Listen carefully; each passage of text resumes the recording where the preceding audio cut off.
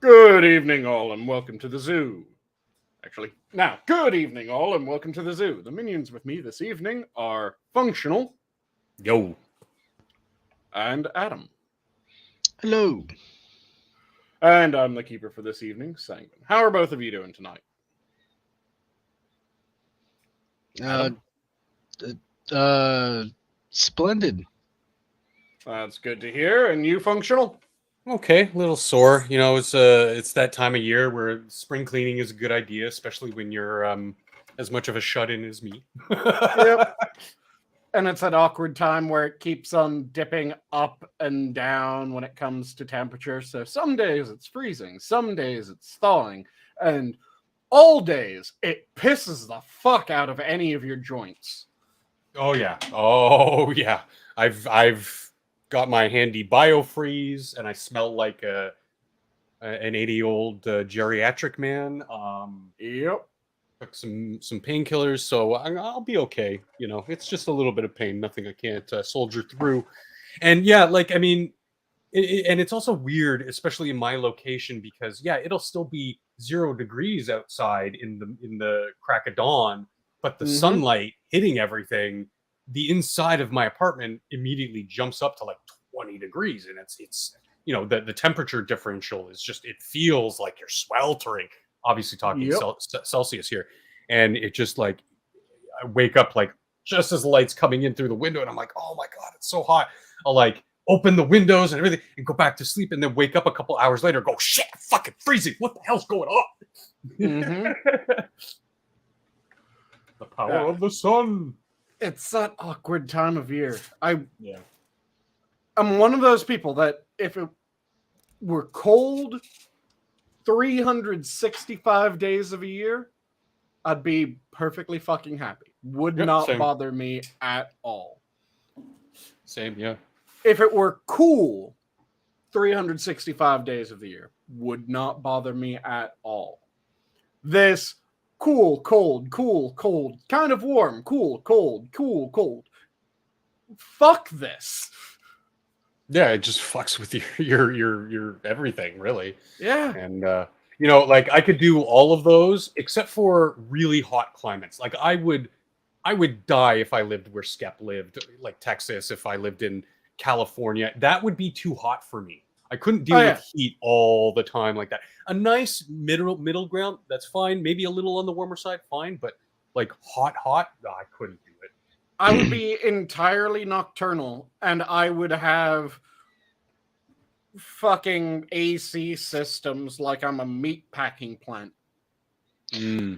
There's a difference. Do you like the dry heat, or do you like that swampy type heat? Dry swamp every fucking time. Yeah. Which, that's the one downside about where I live, because all the goddamn lakes. Oh yeah. Yep. Right around the Great Lakes area, it gets swampy. And people will call it muggy. No. This isn't muggy. This is swampy. If the humidity increased any more, you're drowning with every breath. Oh, you're breathing soup. Yeah. Yeah. So, we were chatting about the game that Functional's currently playing, which is XCOM 2. A fantastic game. He's playing the Long War of the Chosen variant with a couple other mods. Like 50 or so, just like quality of life, interesting mods to like make the game. It's a pretty long game. Adding the Long War and War of the Chosen DLCs kind of makes it a little bit longer than the base game, but this makes it like 8 times longer than that. So it's a nice little, just time waster. You can come back to whenever. And yeah, we were talking about the similarities of other games. Yeah, Phoenix Point and Mechanicus, as well as a handful of other games that have come out. And also, it was something that I kind of wanted to talk about a little bit, because last week with Adam and Inquisitor and Hammer, it was myths and legends we're talked about. And that kind of made me want to talk more about storytelling. Okay. And how there are things that do storytelling fantastically. And then there's these constant blunders when it comes to storytelling that immediately just ruin a good story. So I'd say the XCOM 2, Phoenix Point, and those games do a fantastic job at telling a story while also having it be somewhat minimalist to a certain degree. Yeah. Because as you play the game, each of your characters gets a story in your mind. Yeah. You'll come up with entire goddamn backstories of this one mook that you hired your third day of the game.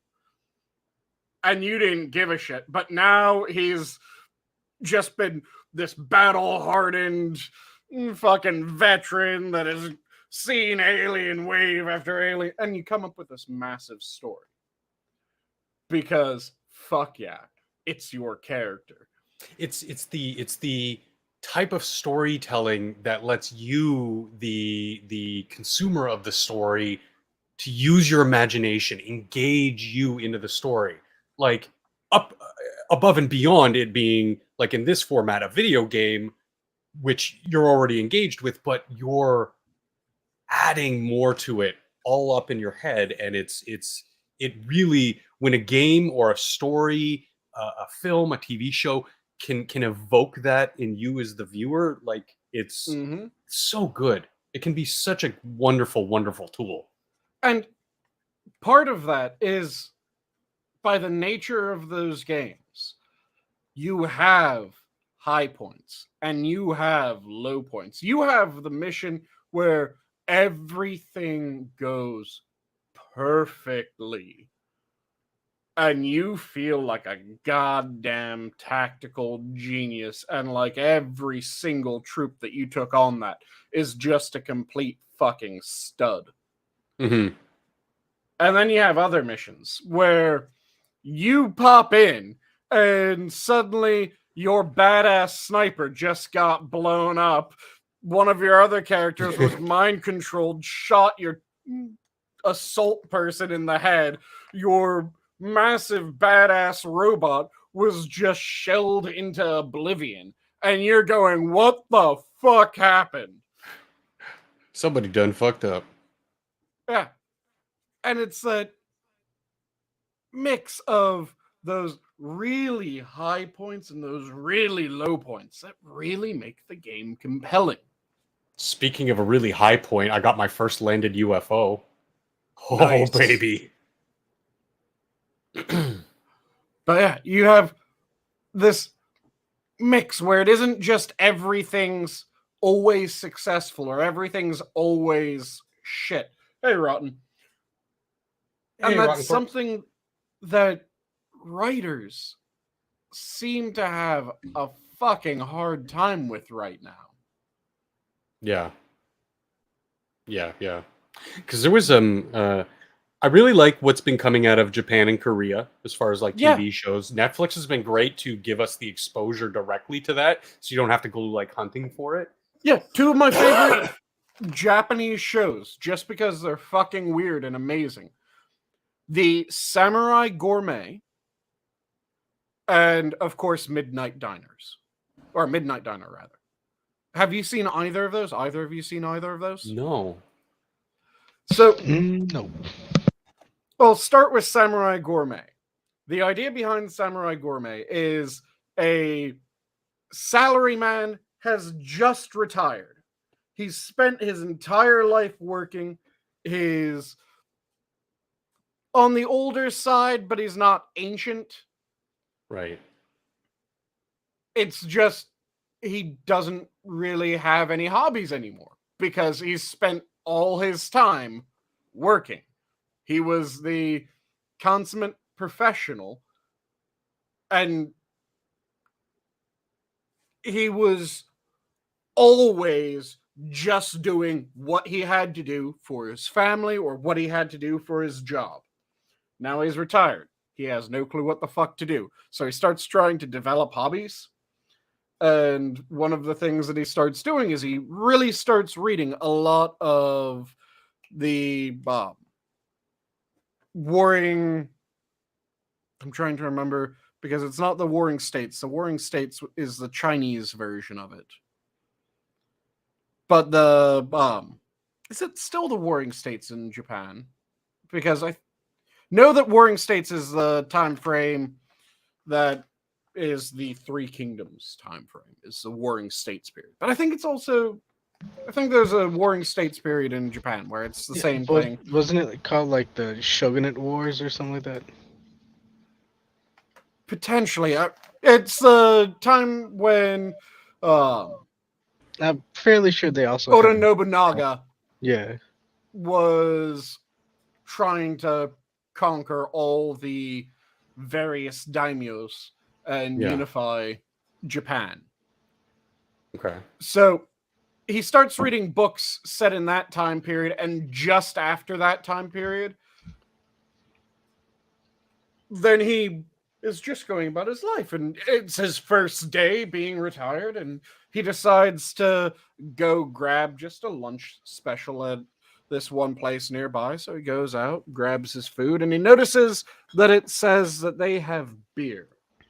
And it's a warm day, and he's thinking about how a beer would be really nice, but it's the middle of the day. Can he really justify drinking a beer? I mean, it would be really nice, and it would go amazing with his meal, but wouldn't it seem like he's kind of sloppy? And then he pictures this wandering Ronin from the books that he's been reading going to a tavern effectively and ordering what he wanted, drinking sake, drinking beer, and then he immediately decides, I'm going to do it, fucking orders a beer. And that's how every episode goes. He's faced with some conundrum of his old responsibilities and his new freedom and trying to figure out what he likes and what he wants to do. And every time he pictures this wandering Ronin. It's a very weird show, very weird premise, but it fucking works. And it makes you kind of really like this dude because it's charming as shit. Just this, can I really drink a beer? No, drink the fucking beer. Okay. Yeah. From somebody who's led a very hard-working life to make the shift into leisure can sometimes be a little bit of a shock to somebody. So he fills that in with his literature that he has refound his love of. And it is just fantastic. Then the other one is The Midnight Diner, which is also a very strange Japanese food-related show. Both of these are considered food-related because most of them revolve around trying different foods and stories based around a dish. So that first one from the Samurai Gourmet was just around beer and a lunch special. But Midnight Diner takes that idea and runs with it. The premise is that there's this diner that's in Tokyo, and it opens up at midnight every night. It doesn't really advertise.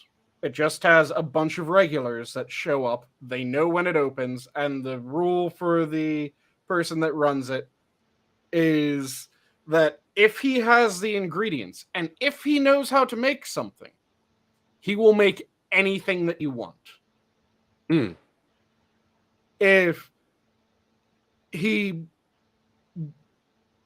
already has it on the menu, of course he can get it. If you can tell him how to make it and it's simple enough, then yeah, he'll do it.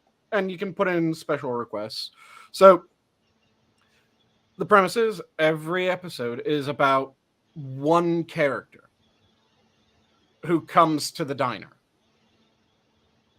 and why the dish is important to them.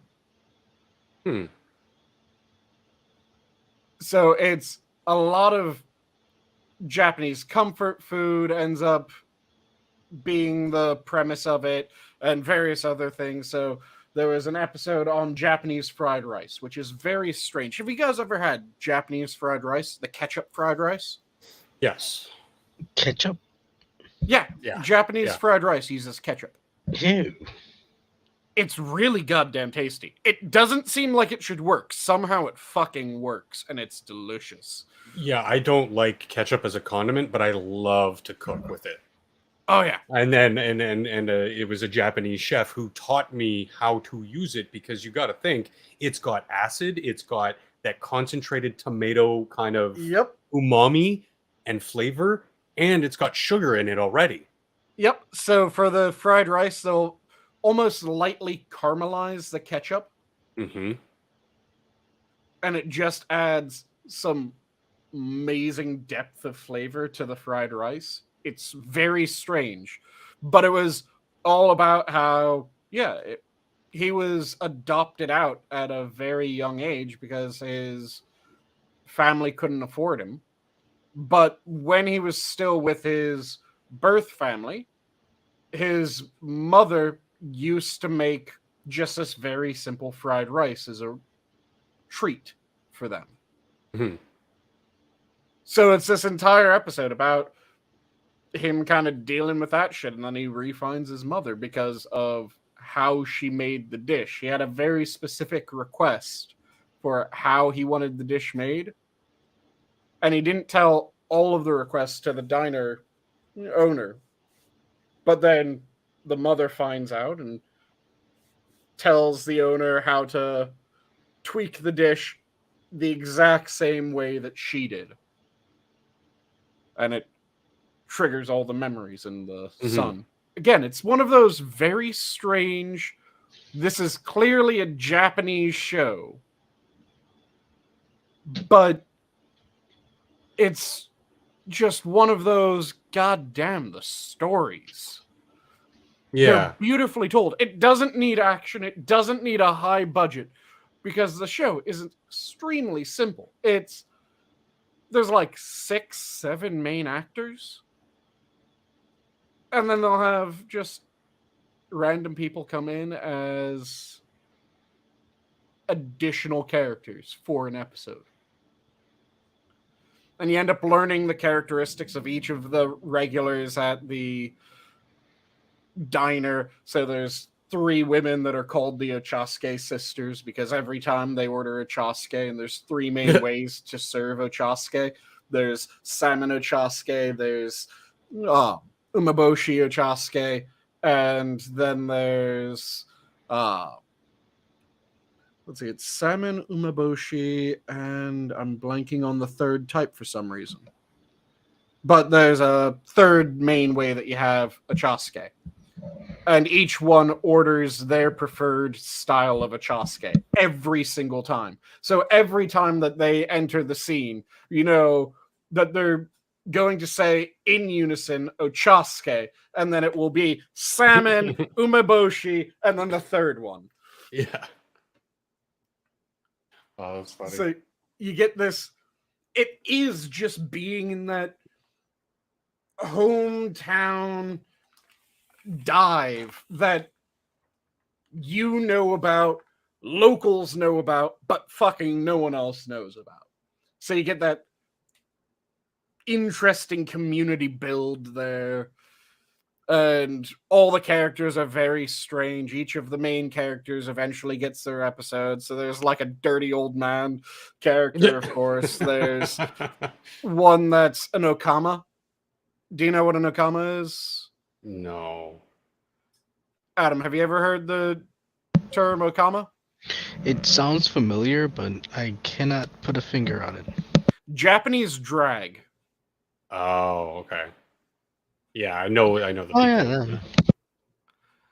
So it was just every character has their own personality, and it's done so well and so cleanly that it baffles me how productions that have scores more writers, have nearly fucking bottomless reserves of money Yeah. can't get the shows right.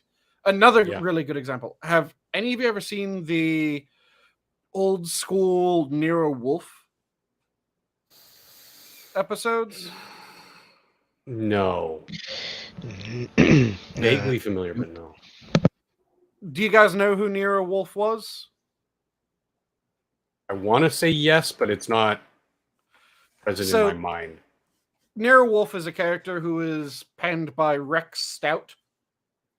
He is a morbidly obese detective during World War II that refuses to leave his home. He's ridiculously brilliant. He's able to solve crimes, but he refuses to leave his home.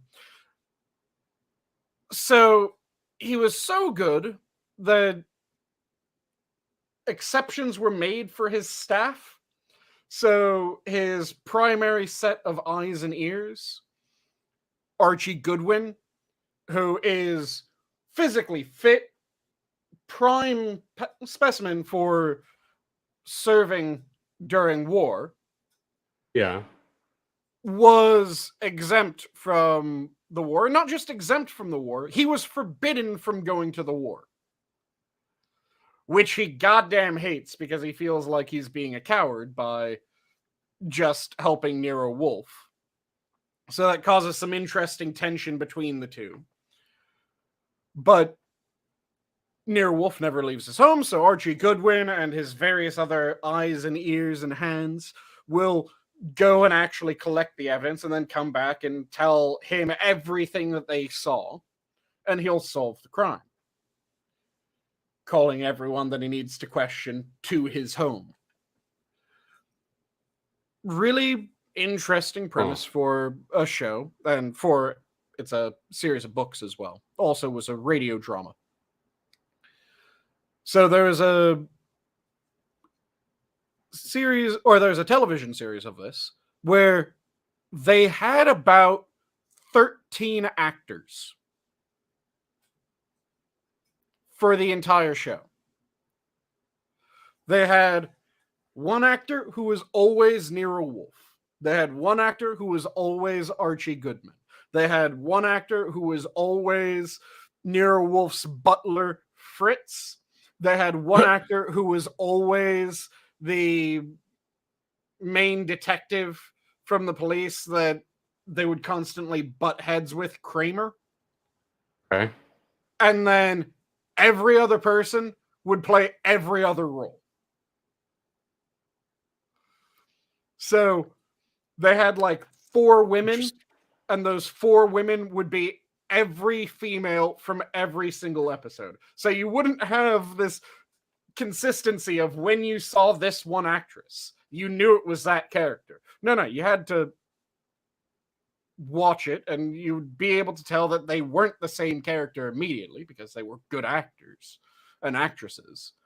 But every time it was, that face was just wiped and it became someone else's face effectively. Huh. And it was because it was done on a nearly shoestring budget, but it was just so well written, so well acted, that you wouldn't complain about it. To see the same actress get killed every other week. Yeah.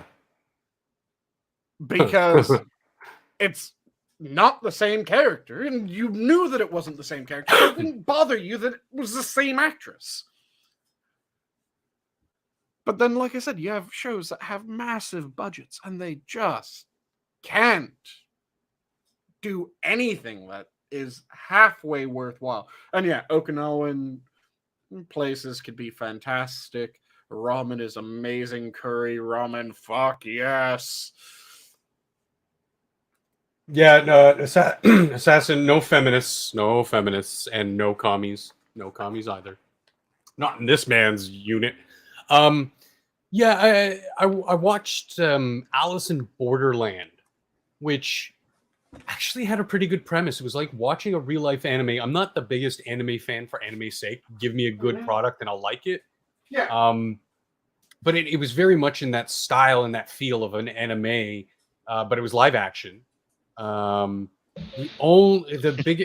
had little bits here and there that I can nitpick, and spoilers, so earmuffs, kids, for the next like 10 seconds. Spoiler alert: the how it's 2 seasons, and at the end, it was basically the trope of it was only a dream.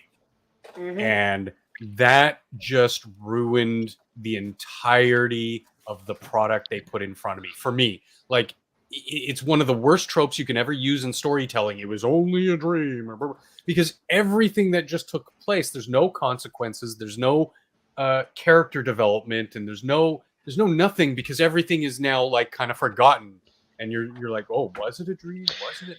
It just, I hate it when they do come that. on, when they have dude. something. I would argue that you can still have character development. It's just it doesn't have consequences. I will agree. No. It's very simple. It's just you don't understand it because it is anime. The thing is, though, that animes tend to be telling actual fucking stories that people like, which is why anime is kicking the shit out of American animation. Yeah, well, I mean, first of all, like on the ground level, they have that structure to pump out a lot of product in that end. That's all fine and well and good. Obviously, it's taken some time and they've built that. And not to take anything away from that at all. That's an amazing industry that they've built.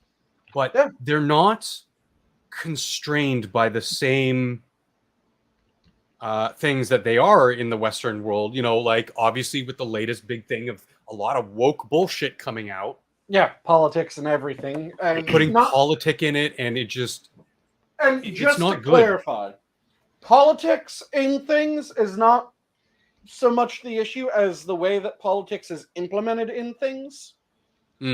Because there are stories that are inherently political in nature. If you're telling a story about a politician, it's going to be political because it's about a fucking politician. Yeah, and that's kind of a given. Yeah, the thing is how it's implemented is where it ends up being either fuck this shit, I'm out, or it ends up being interesting. And it is interesting when it's done in a way where it isn't my side's right, your side's wrong, fuck you. Yeah. Let me preach at you for a few moments. But when it's getting you to ask questions and getting you to think through the issues yourself. Also, when it shows that there's virtues to each side. Yeah, that's something that the era of Star Trek was really good at a point. Yep. They could present to you, all the different sides to a story, and yes, a Starfleet officer, a Klingon officer, blah blah blah blah blah. They're all going to have their obvious biases, stances, and whatnot, but they never shove it down your throat as the viewer. They present themselves and their character, which is well done as well. And then at the end of the episode, they just leave you as the viewer to be like, what did you think? Where do you align on this issue? And it's really good when stories can do that. It's not easy. It's really good. All right. And I would say the opposite of that is nowadays it seems like everybody's making content that is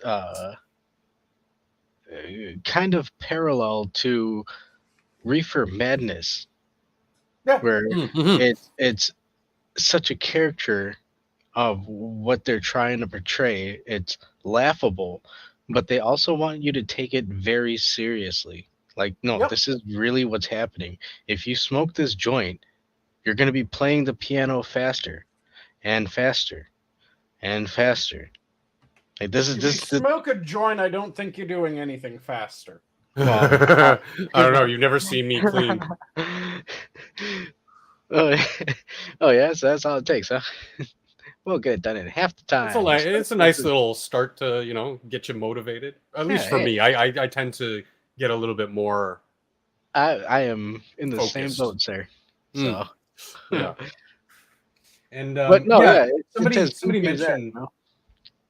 Somebody Rotten Corpse mentions, the only a dream thing works in single episodes. It can, very, very much so. It can, and oh shit, my game crashed. It can, but there's usually some kind of takeaway from it.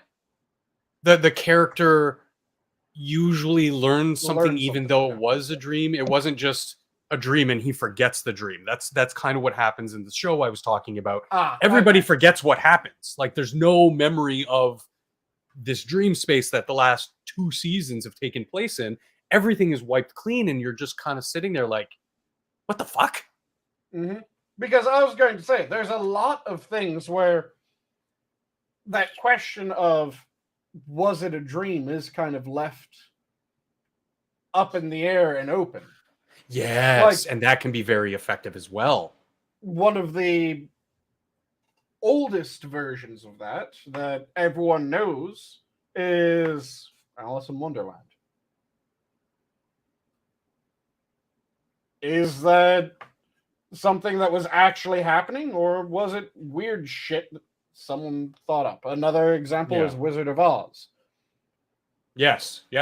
Was Dorothy dreaming? Did she imagine Oz while she was fevered? Or was she actually transported to the magical place of Oz and everything took place? You just don't know. Oh, that's for you to decide. Do you want to talk about how it might be a metaphor for Silverback going into straw man and fucking industrialization with the tin and the bastardization of the army with the lion? There's a hell of a where's my tinfoil hat? It's Adam Jones over here. You can add a hell of a lot of meaning to whole other side to Wizard of Oz, because it wasn't ruby slippers, it was silver slippers. The one thing though, that whenever someone tries to find a deeper meaning in one specific form of media, it pisses me off. Holy shit. Hold on. Assassin the Grey. Only the Bob Newhart show could get away with. It was all a dream. Did they really do that? I was thinking Dallas. I could have sworn Dallas did the whole dream thing. But the Bob Newhart show, I remember that theme song, and I only remember it because he lived in those weird buildings in Chicago, like the circular tower thing. So, and I watched a lot of Nick at Night when I was young. But there's one thing that it still drives me crazy, because I was in an English class and the instructor tried to pull this shit. We were reading a war memoir. So you guys both know what a war memoir is, right? Yeah. Mm-hmm. This is my story of what happened during the war, right? Yeah. So pretty straightforward. In the book, it was set during World War II. Well, not set. It was during World War II. And the particular, I think he was a soldier, was describing how much he was missing fruit at this one point. They hadn't had fresh fruit in a good long time. And they were just fighting the war. They were in this one area with blasted land, and then one of them noticed that there was a fucking apple tree just between them and their enemies in kind of this blasted land, or between strips of blasted land. And it talked about how one of the soldiers who had been complaining about the lack of fruit and talking about how much he wanted fruit. Popped up out, ran across the field, ran up to the tree, grabbed as much as he could, ran back, jumped back, and started passing out fruit to everyone around him. And the teacher asked, what did that section of the story represent? And what did the fruit really mean? That section of the story represented soldiers really fucking wanting fresh fruit and then seeing fresh fruit, and the fruit represented fruit. It's a memoir. It isn't. Yeah, it's pretty straightforward. It's somebody telling you a series of their own personal history that happened. Yeah, there's no metaphor. Oh, it was really a metaphor for communism and how if you yeah, fuck you, no fucking meaning. No. The meaning, according to the teacher, was the blasted lands represented everything that was done by war, the damage, the harm, the death, and the fruit tree and the fruit it bore that the soldier was able to run across and grab for the rest of his men. That represented everything that was good in life. That was love, that was family, that was peace and tranquility and being able to live and just let live. No, it was a fucking apple. All it was an apple. It was a bunch of soldiers that hadn't had fresh apples in goddamn months that wanted a fucking fresh apple. They saw an apple and they took their goddamn chance. Wait, it was who was trying to aggrandize this? It was an English teacher. Okay. Listen, teacher, okay? You're lucky that this soldier, even if it was real, ran out to grab this fictional apple. Otherwise, you wouldn't have some bullshit story to fucking peddle to your students. Go fuck yourself, you fucking teacher. Goddamn teachers, dude. It just pissed me off because I'm going, it's a non-fiction war memoir. He's talking about shit that happened. What the fuck do you mean? What's the meaning behind this? The meaning is this is an event that happened. He was there. He saw this happen. And he went, this event kind of stuck with me. Mainly because, goddamn, that apple was delicious. Pretentious. Yeah. Because a nice piece of fresh fruit, like after not having some for a while, especially in wartime where fresh anything is hard to come by. Yep. And you don't understand, but when the sugars of the fruit started to envelop into his body, it induced a feeling of euphoria into his soul, into his being. Oh, I will admit that the way that the guy described the apple, so that story, that short little story, was maybe like half a page of text. The remainder of that page and at least half the next made it sound like that man fucked the apple rather than ate it, with how much pleasure he got out of that. It was borderline erotic. Yeah. Okay, well. It was him talking about how fucking juicy it was and how it was slightly tart but sweet and it was amazing. And he was coming in his pants eating an apple. That is the only way I can express the degree to which the man was talking about how much he enjoyed that fucking apple. Or fucking the apple. It's like Davy Jones. Or fucking Captain Barbossa. You're gonna hand me a bushel of apples. But see, the teacher decided to go off in some wild tangent instead of going after that. Being like, dude, this is what happens when you're sitting there eating shit day in, day out, and then you have an apple? Yeah. When you're having war rations and the precursor to MREs, and then suddenly you get actual fucking food. Yeah, it's amazing what the human response of real food. Yeah.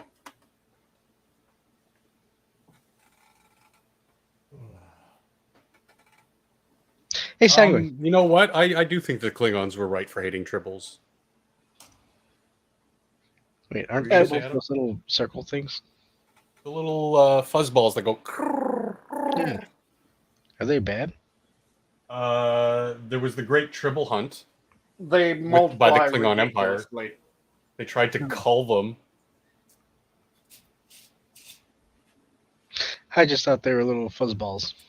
But Yeah, Sanguine, little I was gonna ask, what'd you have for dinner? Well, I haven't had my dinner yet. In the process of making parts of it. So I have about 1 pound segment of leg of lamb that I've marinated in seasonings that I can't actually tell you what they are because I don't speak Turkish. Oh, And I was sent a bunch of spices by my sister when she was in Turkey. So I opened them, I smelled them, I went, yes, this smells like it would work. And I added a bunch of them to the lamb. So I have lamb marinated in various Turkish spices. Which spices, I can't fucking tell you. Other than I know one of them is Isot pepper. Because Isot pepper is just Isot viper. So that's an easy one to translate. Pepper to pepper? Okay.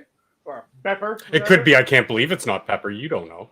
I don't know. It sounded like a salt pepper. Oh shit! No, it's only an assault pepper if it's multiple peppers per minute. Wow. He just won't stop. Somebody call the cops. Yeah, I have that. Then I currently have some mushrooms that I've tossed into a dry pan with a bit of salt, just threw in a pat of butter. I'm going to be searing off my lamb here in a moment. I have rye berries that I had soaking and are currently cooking, which I'll be throwing a pat of butter through as well.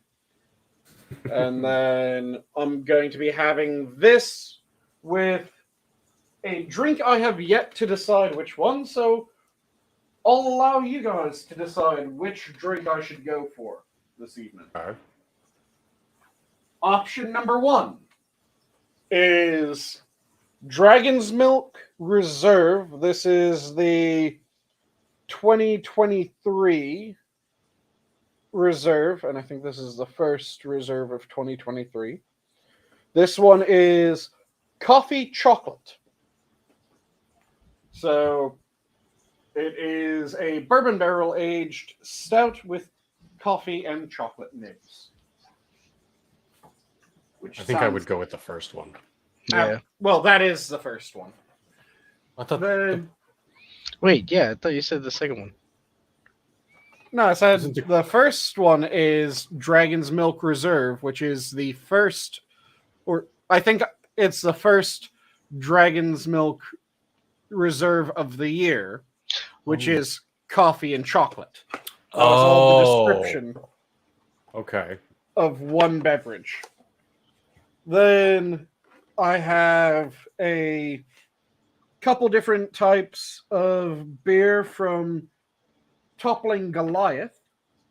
I have a oatmeal stout,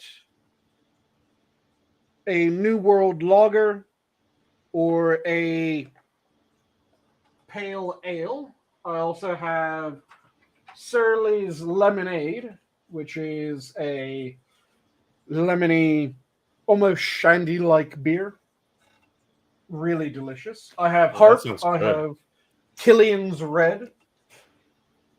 I have some mead.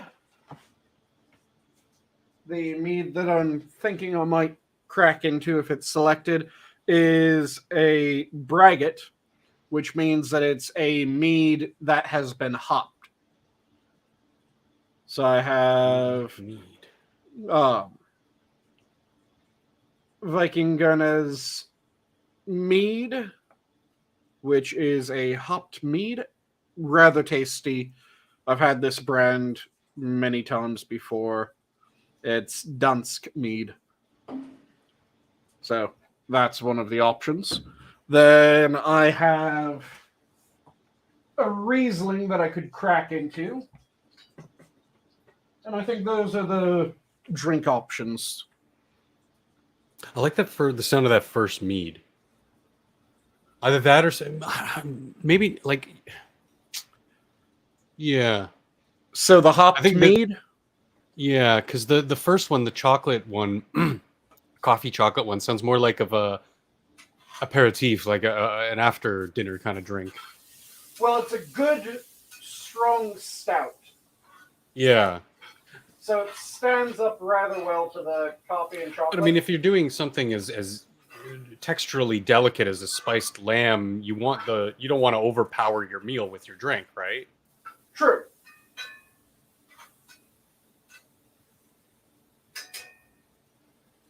But at the same time, That's just my 2 cents.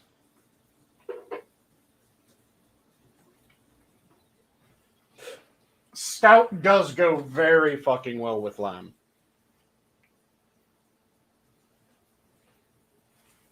But your vote is for the hopped mead, the braggot. Yeah, yeah. I Copy love that. braggots, man. Nice. That's kind of like I told you guys about my trip to the UK a few years ago, right? No. So went to the UK as a just fun trip. My family had a policy of after someone graduates college, or after someone graduated high school, they got to pick a country that they were going to be the first one that got to go to in the family. Mm-hmm. And I selected Ireland. As part of the Ireland trip, I got to wrap in the rest of the UK. So yeah. The deal was that each of the children was able to go to their chosen location with the parent of their choice. So I ended up going to the UK with my mum. We were at a pub for lunch one day, and we're looking at the menu. There's a very traditional English dish that was on the menu. Faggots and gravy. Yeah. Sometimes also known as just faggots and mash. So my mum sees this, and she immediately looks at the teenage waiter and asks, "What's a faggot?"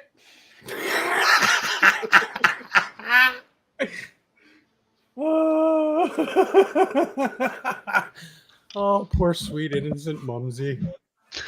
Oh, the thing is, my mum,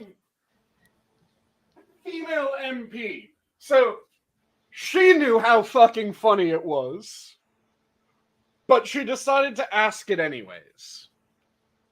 Oh, and the Dragon's Milk, yes, that is from New Holland Brewery. So she knew exactly how funny it was. This poor server had to try not bursting out laughing. And then he remembered, oh yeah, we do serve faggots and mash here. But he wasn't sure what faggots were. So he had to go into the kitchen and ask the chef, what exactly are faggots anyways? So do you guys know what faggots are? Like the cigarettes? Now, faggots for faggots and mash, or faggots and gravy, is effectively a sausage made of offal. So it's made out of like kidneys and liver and all that good stuff. So, yeah, faggots and mash. What's a faggot?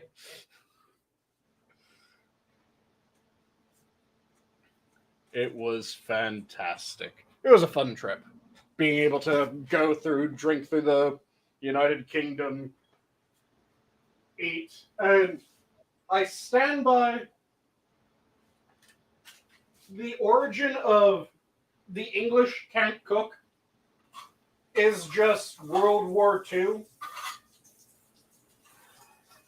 and it's rationing. Which, yeah, when you don't get food, it's hard to cook. So you end up just coming up with things to stretch your food as much as you can. And when you don't have much meat, but you're trying to get more meat flavor into things, yeah, you're going to boil that shit. Then you get a broth. And that broth will still allow you to have a meaty taste in the rest of your meal. But now you have a boiled meat rather than a grilled meat, and boiled meat is not exactly the most appetizing or flavorful.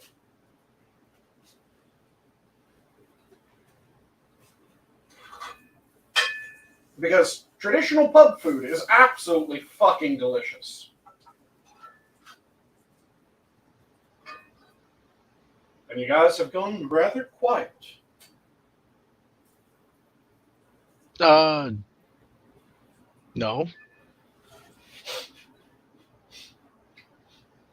Just that pause followed by the denial. Goddamn.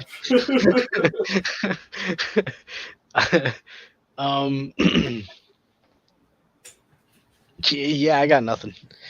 I don't know. We were pretty quiet. Shall we go to a topic other than food? Oh, and part of the reason why you guys went quiet is functional fell out. So it's now just you and I, Adam. Oh. No, that'll explain it. Yep. But yeah. Traditional pub food. Absolutely delicious. Yes. Quite filling. Keeps you in the game longer. Oh yeah. Shepherd's pie, cottage pie, steak and Guinness pie. All kinds of amazing food. But it gets a bad name because GIs going to England during World War II, seeing, oh shit, everything's boiled. There isn't much. And again, Rotten, I said that yes, Dragon's Milk is from New Holland. It's New Holland Brewery makes Dragon's Milk.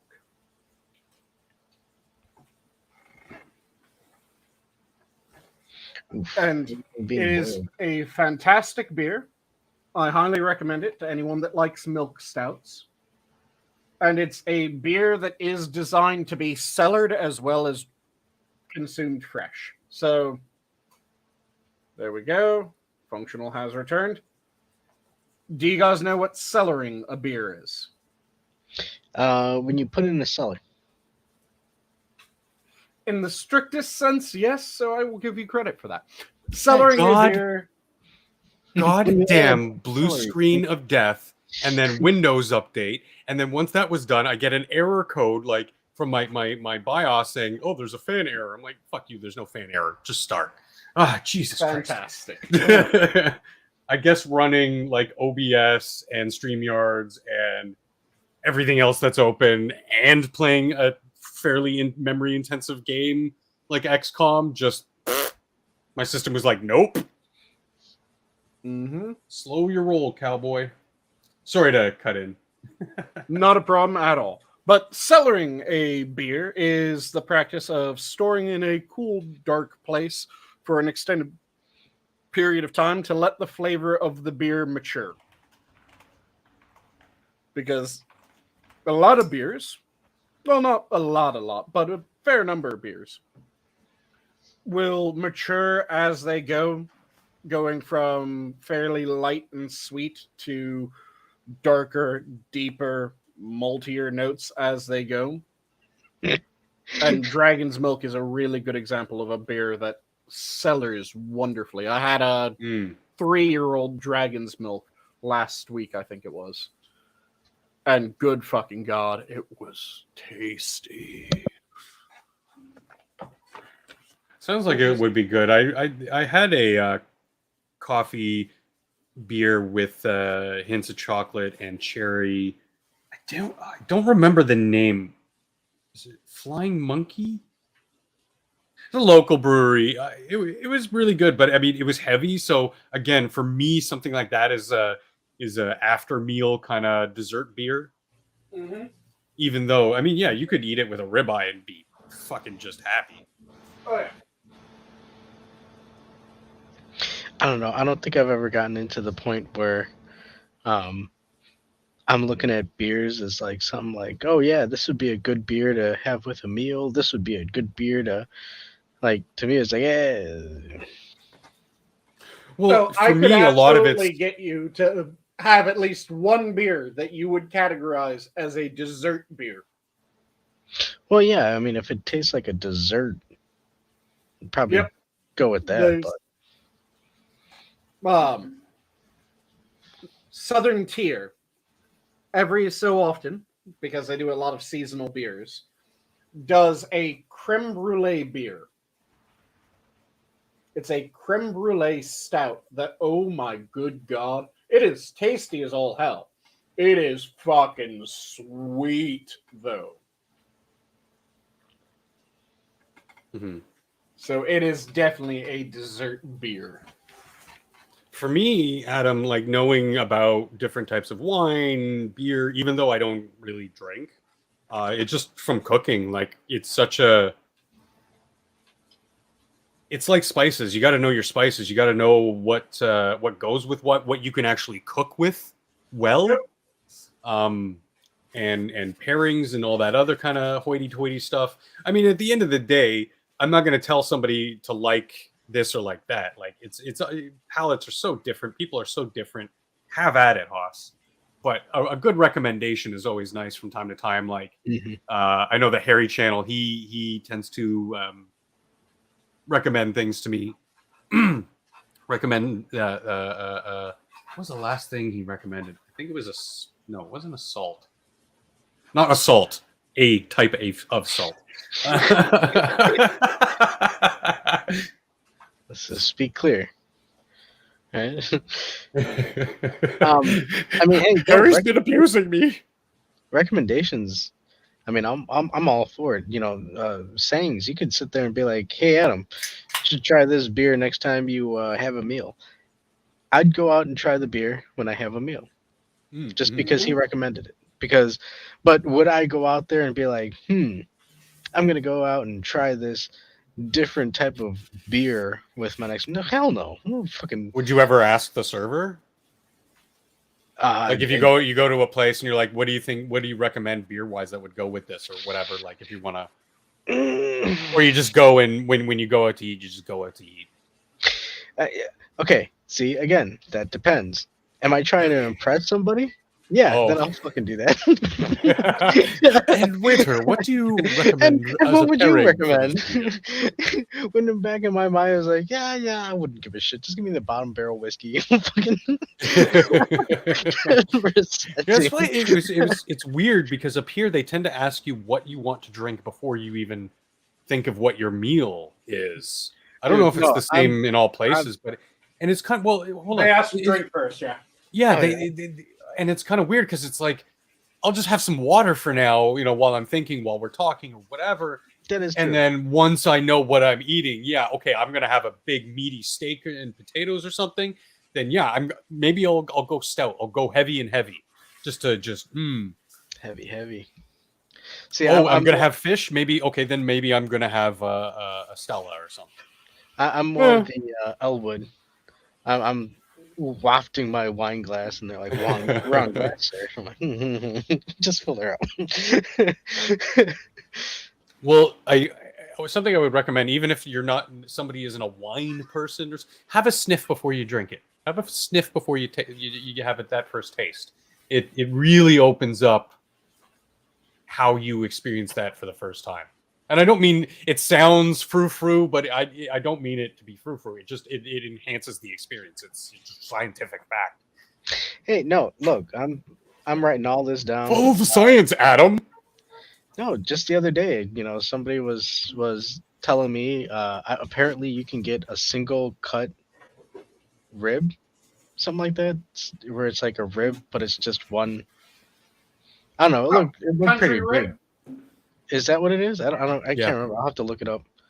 You're talking about a single pork rib, right? I think so. Yeah. Country rib. Yeah, that's what they're called. It looked like a hatchet. Oh, you're then talking. So, if it looks like a hatchet, you're talking a tomahawk steak. No. He said it was a rib. Yeah, it's a tomahawk steak, which is It's on the rib bone. Yeah. Dude, Yeah, see, I have no idea what this is. All I know is I was like, yo, all right, I'm going to write this down. It's a rib eye. A tomahawk steak is a rib eye on the bone. I'm gonna and it just has a longer bone. Yeah.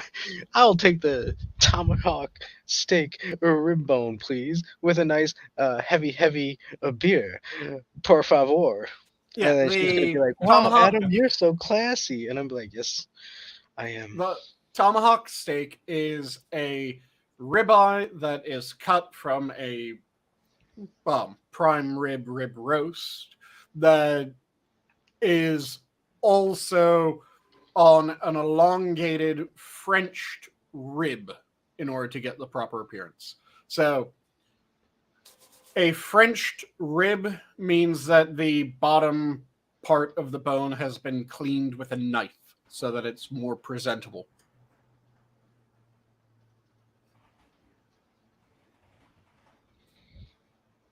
And that would be a tomahawk cut, is what you're looking for. If you're trying to get the one that looks like a massive axe, that's a tomahawk cut. Yeah. I mean, I just hope I can eat it.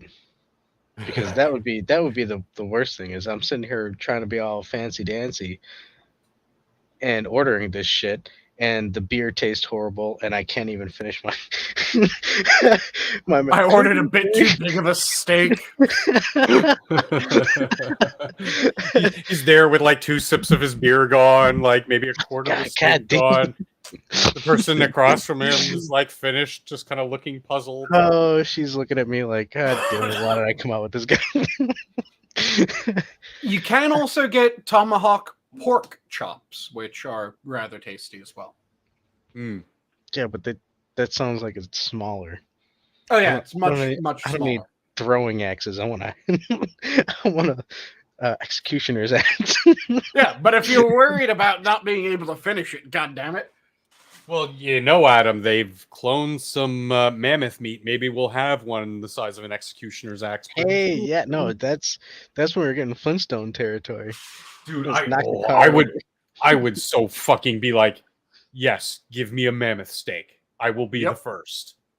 I don't care if we're allergic to it. Like, that's one of the biggest concerns is that the human body has changed so much in this time, that there might be things in the meat that we would be allergic to. That's one of the biggest risks. But I'm willing to take that hit for mankind and be like. So would you sign the waiver that says, hey, I'm willing to donate my body to science should anything befoul this procedure? And then you go ahead and eat a giant slab of mammoth meat? Oh, hell yeah. Hell yeah. Okay, so are you going to put sauce on it?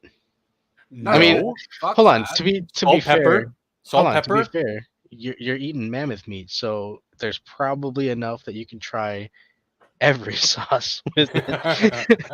Well, if I did put any sort of sauce, I'd do a nice chimichurri. Would that be the first? Salt, pepper, just so I could, or hell, even just salt and just taste the meat. And then like saying nothing to that- drink, just maybe some water to wash it down and nothing else, no Oh, sides. you don't want nothing, your just, heavy. I want to get the IPA. full experience of just this piece of meat. I'm saying that if I'm doing any sort of sauce with it, then that sauce would likely be a chimichurri. Because see that. chimichurri with a nice cut of meat, oh good fucking god, yes. I love chimichurri. Yeah. It's even fun to it's the new salsa. Why do people like chimichurri so much? Because they like to say chimichurri. Yeah. What is the deal with the salsa? I think Because people just like to say salsa. Fun. Thanks, Jerry. Chimichurri is delicious. Yeah, I know. Chimichurri is delicious, though. It has the right amount of heat, very herbaceous, that tartness of Works lime in juice. almost everything. Oh, yeah. Pork with chimichurri, hell yes. Beef, hell yes. Chicken, hell yes. Seafood, Fucking hell hot yes. dogs with chimichurri was so good. Yep. Chimichurri and onions. Ew. What the fuck, man? What's wrong with you? I have taste. That's what's wrong with me. No, there's no taste in onions. There's Sir. plenty of taste. See, Adam, you're. All right, we don't have to have And- this. If there was no taste in onions, Adam, then there would be no way for you to taste them in something, because you can't taste something without taste. You know, we really don't have to have this discussion again. You were the one You that started brought it. No, okay. You know what? You know what? They're a good building block for a meal. Obviously, nobody wants to intentionally just sit there and eat onions all day. That would No, be well, hold on. weird. Let me just preference very my nutritious. The French my do. expression of a distaste for onions is not in any way trying to provoke a conversation on onions. Okay. And it's odd that I have to say this again. This is weird. Look, I can say ew onions. I'm not saying like you shouldn't cook with them or you're bad No. for eating them. I I'm was just saying perfectly ew fine onions. leaving that alone up until you said onions have no flavor. Oh well, with And your then I chimichanga pointed out sauce and that there onions, was I don't know. absolutely a problem with that argument from your point of view, because you don't like the taste of onions. Oh If yeah, no, they're onions horrible. have no flavor, then you would not be able to say that you don't like the taste of onion. You would be able to say that onion is completely superfluous, that onion doesn't mean a goddamn thing because it has no flavor. But Adam, I think you just got logicked. you said that they have no taste. They do. No, and I know a lot of people just don't like onions. Whatever, it is what it is. I step on my Elwin word, doesn't like onions are garlic, horrible. but I've used it in such a way that like, is there garlic in this? Garlic is Oh. delicious. It's pretty good. Yeah, but I mean, you know, people have these weird preconceptions. It usually stems from a childhood experience. Well, they'll try something and be like, "Ooh, I don't like that." Where I know a lot of people with the problem with garlic and onions is something You know like what? they'll That is have true. they'll Or have for like a people- raw piece of onion or raw garlic and be like, "Oh my god!" But no, it has to be cooked. Or if it is cooked, they might have had an experience where the person just didn't know how to cook and it was just Or too the garlic. heavy-handed on. Yeah. Oh no, I mean, burnt I garlic was is the I was worst. touched I was touched in inappropriate places by onions when I was a little kid. So I mean, I that's And tell me about your father. tell me about your father. Well, he worked in an onion factory. Oh, He come But home every night. interesting. And your Yeah, mother? She was the onion. She was the. I don't know. It's all making sense. Oh no, I'm gonna cry like somebody's cutting an onion. A lot of the problem that people have with certain things, though, is that they've had it cooked wrong every Wrong. time. Hold on, no, I think it's crazy. But okay, there's this channel called Cinnamon Toast Ken, whatever, and they Yep. do review stuff. And there was an episode where the dude was talking about his distaste of onions, and eerily mimics mine, where it was he ate a McDonald's hamburger and it had all those little onions in it, and he was like, "This is gross. I never want to eat this shit again." Yeah, and the guy, the That- monkey working the behind the counter there, probably put a handful of onions on your stupid little burger. Yeah. That's your Yeah, fucking that's origin wrong. of not liking onions? Are you goddamn shitting me? But for me, instead of McDonald's, I think it was White Castle. I'm sitting there, I bite into a White Castle. I'm like, who the fuck would do this? And then I never ate onions again. So you don't even know that you don't like onions? No, I do. You little shit! No, I do. Because I've tried them. And Before you start, Adam, you brought up the onions again. We moved past onions. You brought them back. No, you guys are bringing back past memories that I've had hidden for so long. I've had them buried down. Triggering them. But I stand by You mine. did A lot of trigger. people that have food avoidances, it is because they had that food Yeah. cooked wrong. Yeah. And I said that when it came to Inquisitor saying that he didn't like mushrooms. And I said, dude, it's that you had them cooked wrong. I guarantee that Hold you on. had them cooked wrong. And what fucking happened on the camping trip, Adam? He ate the fucking mushrooms and he said they were good. Okay, Yeah. first off, are you like a Dr. Phil psychiatrist who's like opening latent food traumatics Early childhood food trauma. Yeah, yeah, like what is this, dude? Where's the camera? Where's Chris Hansen? He's gonna pop in. So what are the I'm the onions? How'd you- campfire whisperer, fucking cooking wizard. You goddamn know this. You were the one that dubbed me the cooking wizard. But second, dude, look, I don't care what it is. And you know this, because I've said it before, and I'm not gonna say it fully, but there's only one person who's gonna get me to eat an onion. That's for damn sure. and that's only because of the show. Outside of that, no, onions are horrible. Dude, I've popped a whole cipollini in my mouth, and that How's shit a is cipollini? delicious. It's Hold a on. small Italian, Sweet very onion. sweet. It's like, dude, it's like an explosion of like sugars in your mouth. It's amazing. Hold on. Some people eat cilantro and it tastes like I very. fucking hate cilantro. See, it tastes very bitter. It's the same thing with onions for me. Like I pop an onion in my mouth and it's like acid. Oh, you know what cilantro tastes like to me? It tastes like soap. Yeah, because Yeah. you have the wrong genes. Wrong Yeah, genes. I have Yeah. Just born wrong. I hate I'm genes. just born wrong. No, I'm born right. No, you were born wrong. And That shit is nasty. It deserves deserves to be eradicated. Of pathos for you So because tell me about your father. you were born wrong. That is not your fault. That's just a statement of fact. And I feel thought- sorry right. for this. I thought we were all born this way. What the fuck, dude? I hate that The fucking costume. argument. That is the worst goddamn argument for fucking anything. I was born to not like onions, so there you go. And caramelized onions. Although I will say a blooming onion kind of looks good, but then I remember that it's an onion, and I'm like, yeah. See, every time that I hear someone say, I can't help it, I was born this way, I just want to say, well, I was born to strangle people that said that they were born this way. Have fun.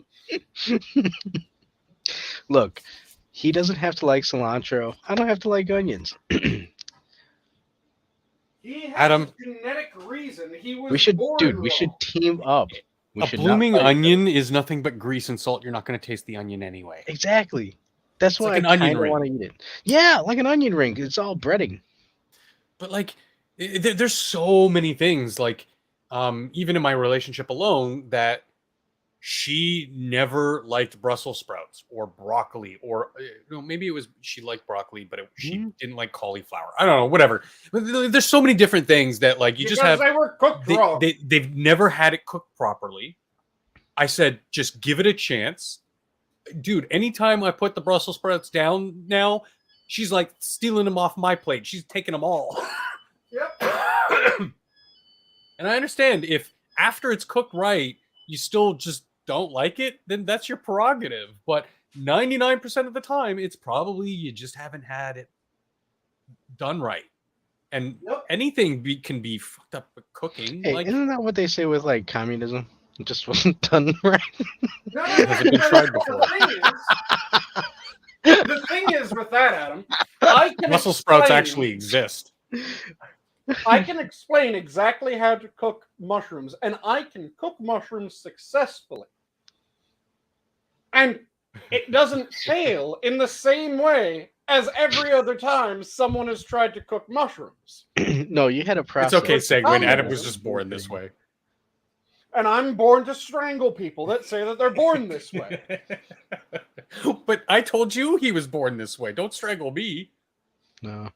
Hey, you know what? In the Mario movie, apparently he doesn't like mushrooms, and he Wait, picks what? them off his pasta. Is it... Oh, right. That's still happening, isn't it? What? That new Mario movie. Yeah, dude, I really want to see it. I just don't want to go to the movie theater.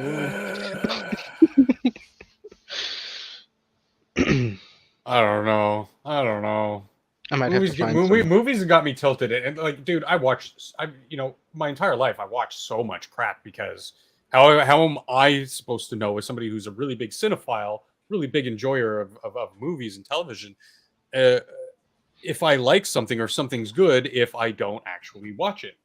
So yes, people are like, oh, this show sucks, and I will watch Star Trek Picard and be like, you know what, there are actual parts I like, but yeah, this is a crap show and blah blah blah, and I know why. It's not like I'm wasting time. Well, that's kind of what it is. It's wasting time. But please tell me you didn't force yourself to watch goddamn the abortion that was the Wheel of Time show. What was that? yes. Oh, you So watched the Wheel of Time, Adam, is a absolutely fantastic fantasy series. Really well done series of books by Robert Jordan. They were finished by Brandon Sanderson. It's massive, deep lore throughout the entire thing. It describes the landscape and the characters beautifully. One of my favorite explanations of, or not explanations, but one of my favorite descriptions of any character is of Perrin Aberoi. Perrin Aberoi is described as just picking something up at one point,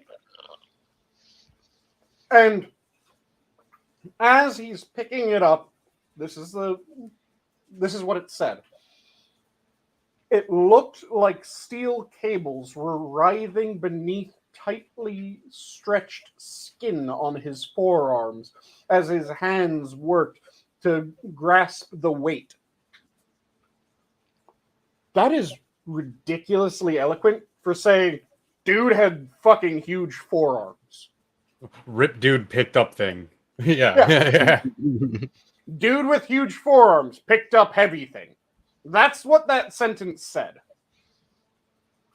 So it had all these beautiful descriptions of every single character so that you got a mental image of each of the characters. Mm-hmm. Perrin, like I said, absolute fucking unit of a man. Ripped as shit, monstrously strong. They made this explicitly clear in the books. Mm-hmm. So, if you're casting someone, he's also meant to be younger. You would try to find someone that looks like a young Thor Bjornsson. Yes. If you're trying to cast this character accurately, because he needs massive, thick forearms. He needs huge biceps, tree trunk thick legs, just ripped as hell. Living demigod kind of look, yeah. Yeah. But he's also described as having a bit of a gut.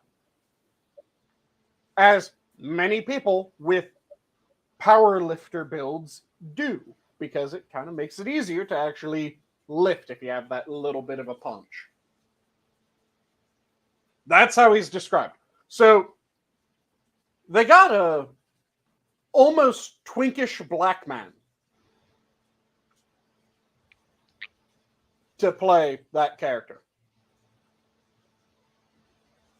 Not particularly ripped. In fact, average to below average. Rather baby-faced and fine-featured. When everything about this character is talking about how he had rough but not unattractive features. How he was this hulking mass of a person. And they picked just a slightly small black man. All of the main characters, except for one, come from the same insanely remote, secluded village of this one kingdom. So everyone should be of very similar look, which it was even described that they had the look of the two rivers about them. Because it was remote enough that everyone kind of had a look about them. So they made every single character of the main group a different race. Yeah. One of the characters is meant to have kind of dusky skin, but very tall and ruddy hair. See, that's the guy. That's the guy from the show. Yep. And he's big. He's just there's no definition. There's no. He's not big when you look at him compared to the other people. Yeah, there's a point where they're torturing him. He's got his shirt off. They're torturing He's him. the Like size of the house. It's fucking huge. He's not that. I mean, the Vantage is making it look a little bit bigger than he actually is. I mean, it's fancy words over here. Vantage. He's not small. I mean, he's big compared to the other actors, but not all that. That's not what you picture when Sanguine describes what the passage from the book. This is the furthest thing from my mind. Well, what's up with his hand? Does he have like a? Well, he's a blacksmith, so it's a brace. Okay. It's a brace of some kind. Yeah, it's a blacksmith's partial glove on that hand. Yeah. But every character is exquisitely described. Not a single character matches their description in their casting. And not Serenity one. Serenity and I have talked about it because I saw the show. I've never read the books, but the first thing I said to her was like, the show just felt wrong. Yep. Everything about it felt wrong. And she's an avid fan of the books as well, Sanguine. And she's like, yeah. It was awful. There's nothing there. Yep. And not only did they change all the character descriptions, but they changed characters' motivations drastically. So, at a certain point, you find out Moraine's motivation in the books. And it is made very clear what her motivation is. It's made very clear who she's against. Mm-hmm. In the show, they completely flipped her.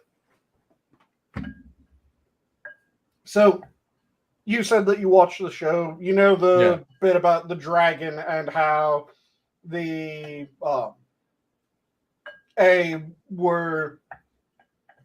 some of them were pro-dragon, some of them were anti-dragon. Yeah. The reds that were the extremely anti-dragon ones. Yes. So, in the show, it kind of made Moraine seem almost more red, right? Yes. Where she was anti-dragon. Yes. In the show, she was trying to bring about the dragon. Or in the books, she was trying to bring about the dragon and trying to find and keep him safe. Huh. Entirely opposite to how she's portrayed in the show. So the names are the same, the title is the same, but everything else is just it's just the so I hate it when they do that. That's not an adaptation, that's just a bastardization. An adaptation is Lord of the Rings trilogy, Peter Jackson's Lord of the Rings trilogy. Yep. And fantastic on its own merits. Is it entirely faithful to the books? No, but it didn't have to be, because it's an adaptation for a different medium, and there are some things that you can do and some things you can't do that you have to kind of just shift around, and it's a very, finicky balancing act of what do I take exactly and what do I have to sort of improvise and use my own creativity to kind of build up. Like Arwen as a character, the film had wanted to add a little bit more of that elvish magic, that elvish stuff into it. Okay, I got that. That was fine with me. I know a lot of people who were very Arwen, and it's like, okay, fine. You didn't like it. That's fine. I don't think it really ruined anything. Yeah, and the thing that always pisses me off is, I've talked about this before, when you cast the best actor for a role and he doesn't match 100% physically, but his mentality is just fuck yes. Like Elrond? Elrond is a good example, the one that I always give, because he was an amazing fit for the role, despite sharing very little in common physically, other than size and baldness. Michael Clark Duncan as the Kingpin. Yeah. It was good casting, but D'Onofrio it was a terrible movie.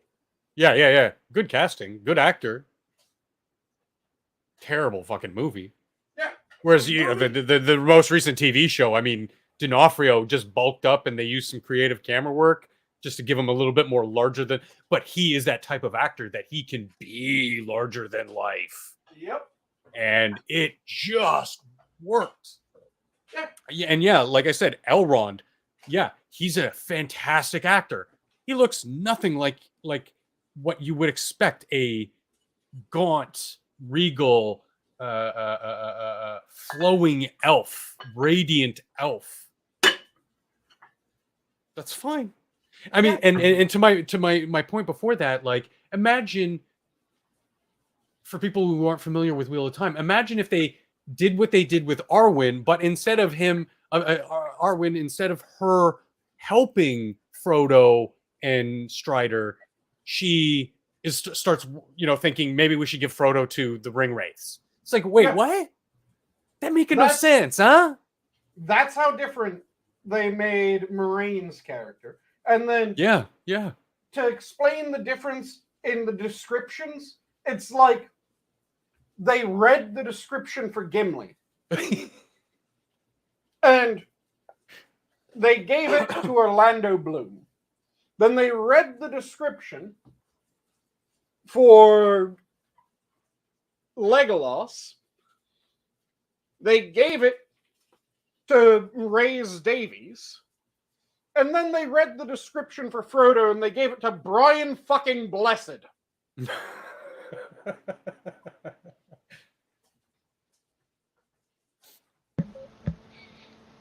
There's still a lot of good...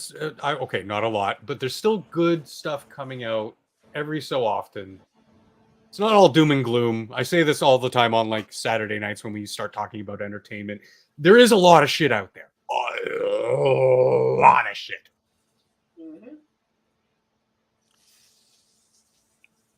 Well, thankfully, some people still know how to tell stories and still know how to, Yeah. Sorry, go ahead.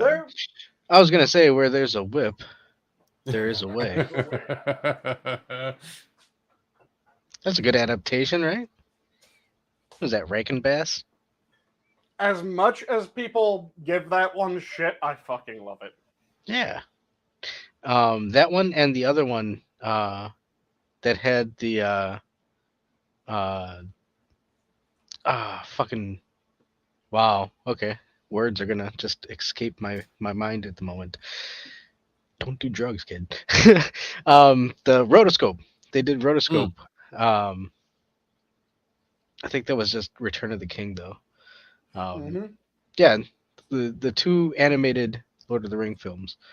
Also, Again. the Hobbit movies from them were fantastic. Yeah.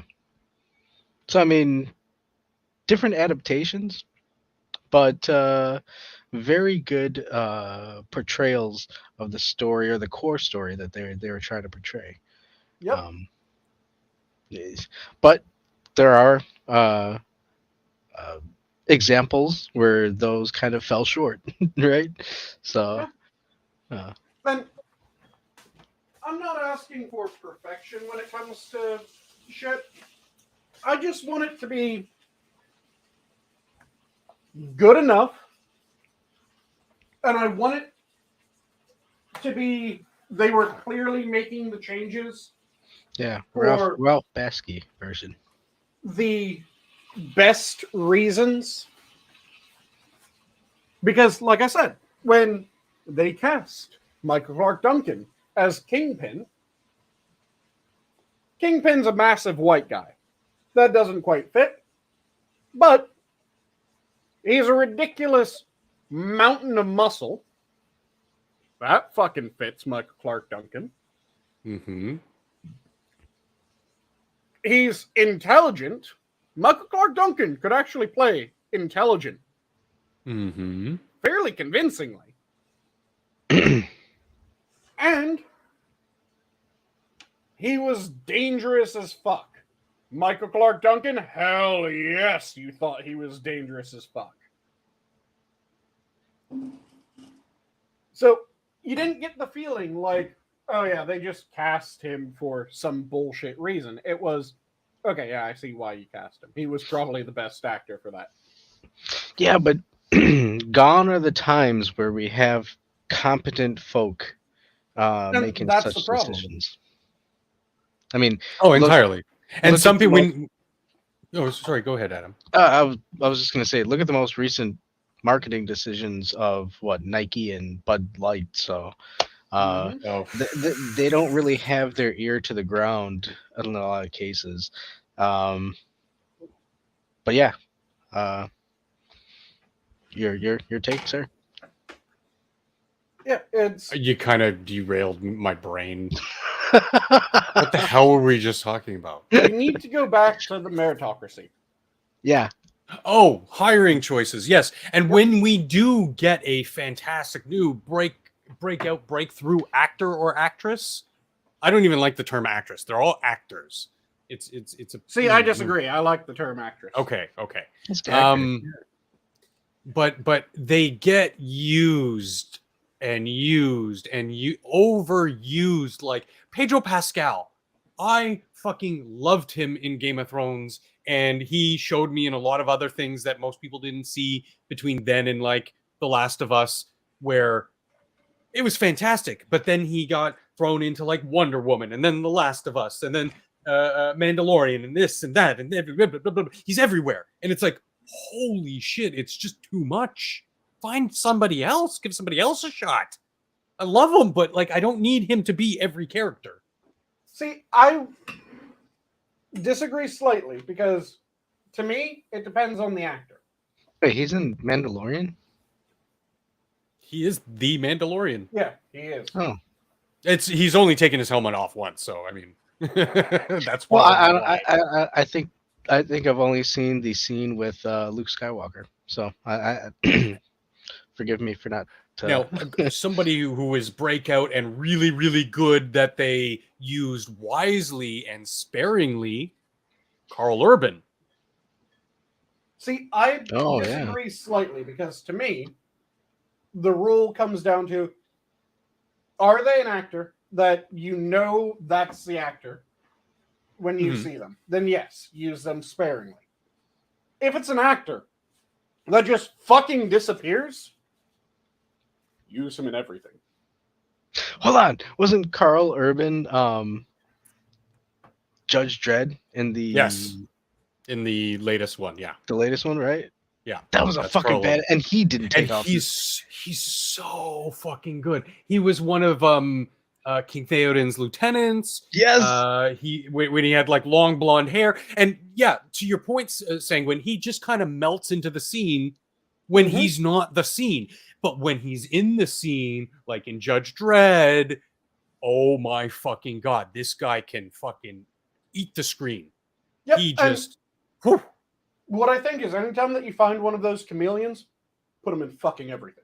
No, Assassin, I completely disagree. Judge Dredd was not robbed of a sequel. Judge Dredd and that cast and that team was robbed of a fucking franchise. That could have been a series of like 20 movies. And yes, people, like some people, they too much of this comic book stuff. Fine, whatever. But if they kept the same team telling the same compelling, well-crafted stories and put it to screen, it would be great. It would have been amazing. I'm just happy that entire self-contained entity was just perfect. Don't need no fucking, because it's a comic book movie and we're oversaturated with these stupid origin stories. We don't need an origin story. This is a day in the life of the most badass Mega City 1 police officers. Just go. Hold on. And the thing is that, to me, it isn't comic book movies where we have too many comic book movies. No, fuck that. It's we have too many shitty comic book movies. Yes. Yeah. Good comic book movies, always fucking welcome. I don't care if every goddamn movie is a comic book movie, if all of them are good. That pendulum swung really hard between the 90s and now. Well, hold on, because that kind of brings up drastically at various points. It brings up a thought point that I was seeing, because what you were just saying, where you don't have to explain things. It's a comic book movie, and in terms of what turns people off in a lot of recent comic book movies is they try and explain things, like the whole like, hey, no, let's go fight over there because it's a building under construction type of thing, nobody's gonna get hurt. And I hate to bring it back, but one of the things I was seeing with the Mario movie was people were complaining that, oh my god, they're not explaining why there's floating blocks and shit, and it's like, well, that's the world. They don't have to. That's kind of the point. Is you're going into this film knowing that it's a comic book movie or a video game movie, so you should be able to have some expectations left at the door and just enjoy a film. And with these, like Judge Dredd, it's like, dude, I don't need to know his backstory. I don't need to know why he was given a mission and he's going and fucking doing it. He's doing his job, and we're seeing some kick-ass action. That's all we need to see. And again, from my 2 cents, when it comes down to it, it could be the same origin story done 12 times. If all 12 are fucking amazing, I'm happy. The problem that I have with every comic book movie wants to redo the origin is you get a lot less of the origin of Superman that you saw in old school Superman, and you get a lot more of the Clark, did you almost expose yourself by saving a bus full of drowning children? What the fuck is wrong with you, boy? And then he goes in the Tornado. Dude, I cried. Sanguine, I agree with you, because a good story is a good story. It doesn't really matter. But my point was more to the effect of, you can take character, let's go back to what Adam was saying. You can take a character like Dredd and not have to tell an origin story. You can take a character and do something with it, and it'll be, you'll already be 2 legs up from, oh god, we have to watch Batman's parents get shot again. Well, hold on. To me, I think that's putting the emphasis in the wrong place when you phrase it that way, because to my mind, again, it's the qualities what dictates. So I'm totally agreeing with you. I'm just saying, like, on a personal level, there is a little bit of that fatigue that can interfere with A little bit, but what we talked about a couple weeks ago, you had the right idea. Is when you have the new pantheon of our folk heroes, which are, funny enough, happen to be these types of heroes like Superman and Batman and the X-Men and Spider-Man. Like you can use the opening, the epilogue of a film to basically go through that. Boom, done. Now we're into the story, the world I want to craft using that character. Okay, I think that's much more appealing to have a new, even if it's and I know that this is might sound the wrong way, but like a new take on a character. Like Nolan wasn't the biggest fan of his trilogy, but he did something different with Batman than Burton did. But they were both two very good movies. Yeah, and like I said, to me, it's the problem isn't that they keep on rehashing the origin. The problem is they do it poorly. Yes. Do it well. Oh, yes. And I'll be perfectly happy. And I won't be complaining. Why are you showing me the origin of Superman again? I've already seen the origin of Superman. You do it well, and I'll be going, fuck yeah, that's Superman. See, and I'll be happy.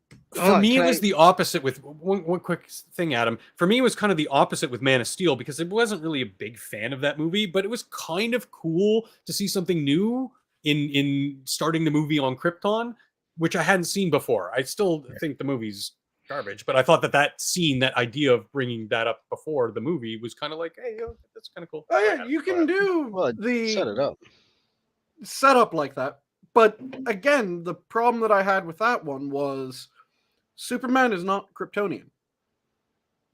Sure, he's from Krypton. His parents were from Krypton, but he's not Kryptonian.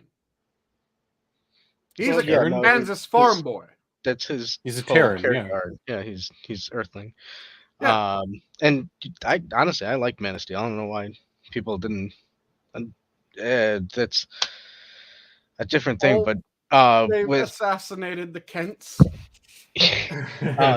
Concerning the expectations of this sort of introduction of a character, I think reading some of these reviews, I don't mean to bring up the Mario movie again, but reading some of the reviews of the Mario movie, there was a lot of not only just there's no story, but there was a lot of it's if you play the game. This just came out. Okay, sorry. Oh, if you played the games, it kind of opened up a little bit more because you had to know, like you were looking at things and you recognized things in the background or their story bits or sounds, and it made a little bit more sense to you as if you didn't know it. And I think that's where it goes into who are you making this film for and what kind of audience are you going for. And I think a lot of times, a lot of these movies, when they're working with an IP that already has an audience, one of the biggest weights that they put themselves in is this need to try and gain new audience members. People who have no idea who the character is. They, for some reason, have a real big need to want to draw those people in. And that's, personally, I think that's what hinders a lot of these films. Yes. Is they're trying to, okay, let's introduce this character to this people. It's like, dude, the character's already established. And Adam, as a gamer, it's not just movies and TV and stuff. It's in our games. It's in, it's everywhere. What they don't understand is it's don't pander. Do not pander. I don't care if it's to the woke or to getting new audiences or doing that. Like, don't pander. Just put out a good product. If you build it, they will come. Yeah. Put out a good product. That's all anybody ever wants. And you know what, Adam, you'll go see that movie. You'll be like, oh my God, that was amazing. And you'll tell two friends, like me and Sanguine. We'll tell two friends, and so on. And so, like, word of mouth is probably one of the most powerful forms of advertisement for these products, because It's genuine. When so and so tells me something is good, I'm like, huh, I know this person. I can generally trust this person. And the internet has opened that wide. I have a huge issue right now with a lot of the grievance peddlers who became big by giving thoughtful and insightful critique on film and TV, but then immediately turned into just grievance peddlers. That's all they want to do is bitch and bitch and bitch and bitch. And I'm like, dude, that's not why you got here. That wasn't the good product. Now you're pandering. When you say grievance peddler, is that like the people who went and picked a side in terms of their? I don't want to name names because it's just not fair. But I can and my description, my initial description is not how I think of this person, but someone like Critical Drinker. A lot of his streams just tend to be a lot of just bitching about, oh, Marvel sucks, Marvel sucks. Yeah, we get it. Marvel sucks. You said that for like 9 months now. Marvel sucks. Okay, we get it. Have you seen anything new? Have you watched anything you did like, or anything new that liked it or didn't like it, or this or that, or that? And he used to put out a lot of, him and Mahler as well, like really good critiques. I would say, like, I would thoroughly be entranced by the product that they themselves were putting out about a product that they either really liked or didn't like. But like we started off at the beginning of the show, it was more, here's the facts of the thing. And yes, I'm going to interject a little bit of emotion because these things are, art is part of emotion, or emotion is part of art. And I'm going to let you, the viewer, kind of decide, like, what do you think? What are your final takeaways? Because a lot of the reviews are kind of like, I didn't like it, and here's why. But then you can sit there and look at it and be like, okay, that wouldn't bother me so much. Neither would that. Mm-hmm. So you know what? Maybe I will go see that and just be like, I'm going to form my own opinion. Even though he didn't like it, I mean, he didn't really point to anything glaring. Well, I think... I'm not trying to throw shade or salt onto anybody. No. They're huge, successful YouTubers. I'm nobody on a microphone. I get what you're saying, but I kind of see that as just, I mean, they're playing the game, right? I mean, they're making their money totally doing these type of shows. So, I mean, it probably wouldn't hurt them to pop out a couple of videos doing things like that. To be honest, it probably wouldn't hurt them. It wouldn't hurt a lot of these people to do something a little bit positive as opposed to just a constant. Well, sometimes they do. It's just they don't do them as often. Yeah, because they don't tend to watch a lot of stuff. Like, he obviously saw Top Gun Maverick, and he had a glowing review, and it was a fantastic product that he put out, and Maverick was kind of cool. It was just a gung ho kind of action movie, and it was just kind of telling when I super chatted Mahler once. I said, oh, but that was kind of a clear ripoff of something from, I want to say, Mallrats was the movie. And I know he's much younger than me, but that's kind of a big pop culture movie. Mm-hmm. And I was kind of mystified when he said he had no idea what it was talking about. He'd never even heard of the movie. And I'm like, never heard of Kevin Smith? The New Jersey trilogy? How do you not know about Mallrats? That's like, oh, what's Half-Baked? Huh?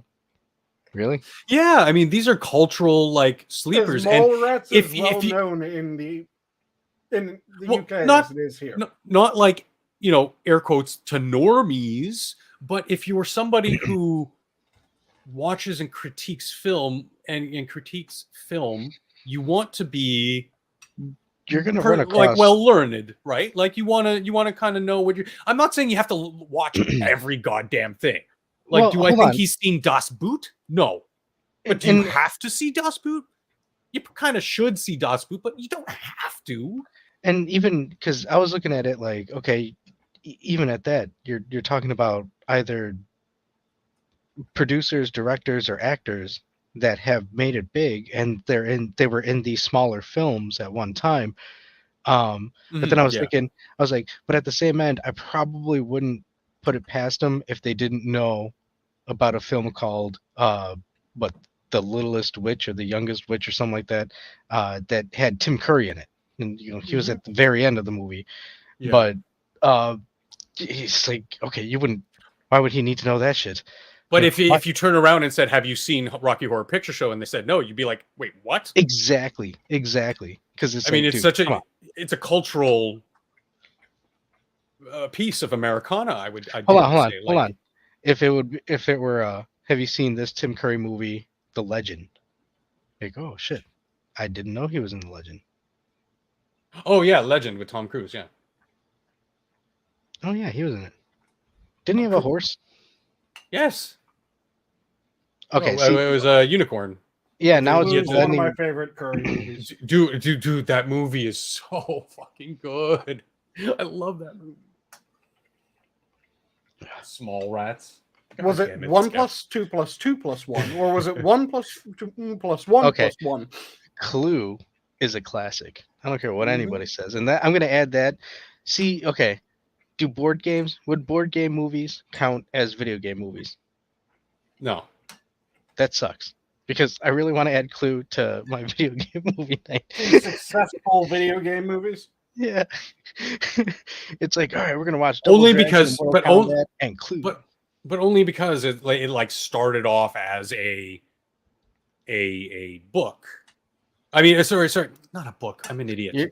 That's it started off as a board game, and I'm jumping ahead in my brain when I said book because I'm thinking, okay, again, Tolkien. Would you say that Rings of Power was based on a movie? No, you'd still say it's based on the books.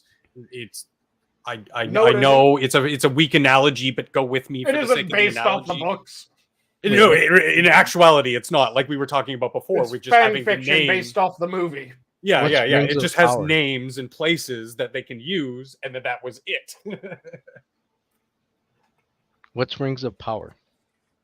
A really bad travesty on humanity. On humanity? Oh yeah, I would designate Rings of Power as a war crime against humanity. Is it a show? It is the sodomization of Tolkien's corpse. Yeah, it was a bad Amazon Prime show. Oh. That was one of the big things that kind of made a lot of these reviewers and critiquers on YouTube really famous was they did a lot of heavy critique on shows like that, like the Star Trek stuff of late, that kind of stuff. And, sure, yes, it's very, very bad. And yes, please do deconstruct every last fucking frame of that movie because every frame of it is a disgusting mess. Every aspect from the product they put on screen to the people who worked on it. It was just an entire mess. It was like Sanguine said, they dug up Tolkien's corpse, they sodomized it, they pissed on it, they shat on it, covered it in lighter fluid, lit it on fire, and paraded it around for all to see. It was mind-numbingly bad, and it didn't even have the veneer. I mean, all it had was that veneer, that the name that it was related to Tolkien's work, but everything about it had it was nothing. It was so bad. Not only that, but from a objective point of view, from a filmmaking point of view, it was just awfully crafted. It was so bad. It was visually jarring, and the actors were terrible. The direction, the camera angles, the shaky cam, the choreography. I've already said too much because it's not worth saying that much other than never see that. It sounds bad. It sounds like it's okay. It sounds like a lot of the current content that's coming out nowadays. So I mean, it's that's one of those things where when I see people sit there and say, hey, I don't like this Mary Sue type trope character, and then the response, oh, you just don't like strong. It's like, no, I understand what they're coming from. It's like, dude, every fucking show is the same fucking show. I was watching the trailer for Ahsoka. Ashokan, whatever her name is. Ahsoka. Yeah. Ahsoka? Yeah, and I'm like, dude, they Eh. all look like they're tired. They look like they're fucking. They don't want to be there. For some reason, she looks like she's very slow with her saber Yeah. fighting. Yeah. I I mean, didn't she in train under Anakin. Shouldn't she be like all over the place? I don't know. yeah, and that was her style. She was a very acrobatic fighter. I mean, obviously, in the timeline of events, she's fairly old now. Oh yeah, I mean, but for dude, our standards, I don't know what her species' standard is, but also the actress, she's pretty old. She's Eric Adams is no, not Eric Adams. Book something. what is it? Rosario Dawson, right? Rosario Dawson, yeah. Yeah. But even still, like if I mean, dude, I agree with you. I kind of saw it. I was like, eh. The only thing that kind of piqued my interest was like, cool, orange lightsabers for once. Finally, no. I don't care. Like I said, it's not so much that we don't want to see it. Cory Booker, It's just that we're seeing it, and oh wow, all Cory the Booker's characters, a black politician. all the main characters he and are, Rosario are together. Are female, Shit, and then the bad guy, who's I guess a Sith guy, is an old white guy. Look at that. It's like, who'd have thunk it? It's like, dude, it's getting so tiresome of seeing this shit, you know? Like, and hey, I'm not even a woman, and I'm not white, so I don't have a dog in this pony. But it's fucking like, Why yeah, I is get there it. a dog in the pony? I don't know. Isn't that the saying? No, I don't have. They were Greek dogs, and they were in a pony. Does that make it better? Oh, waka No.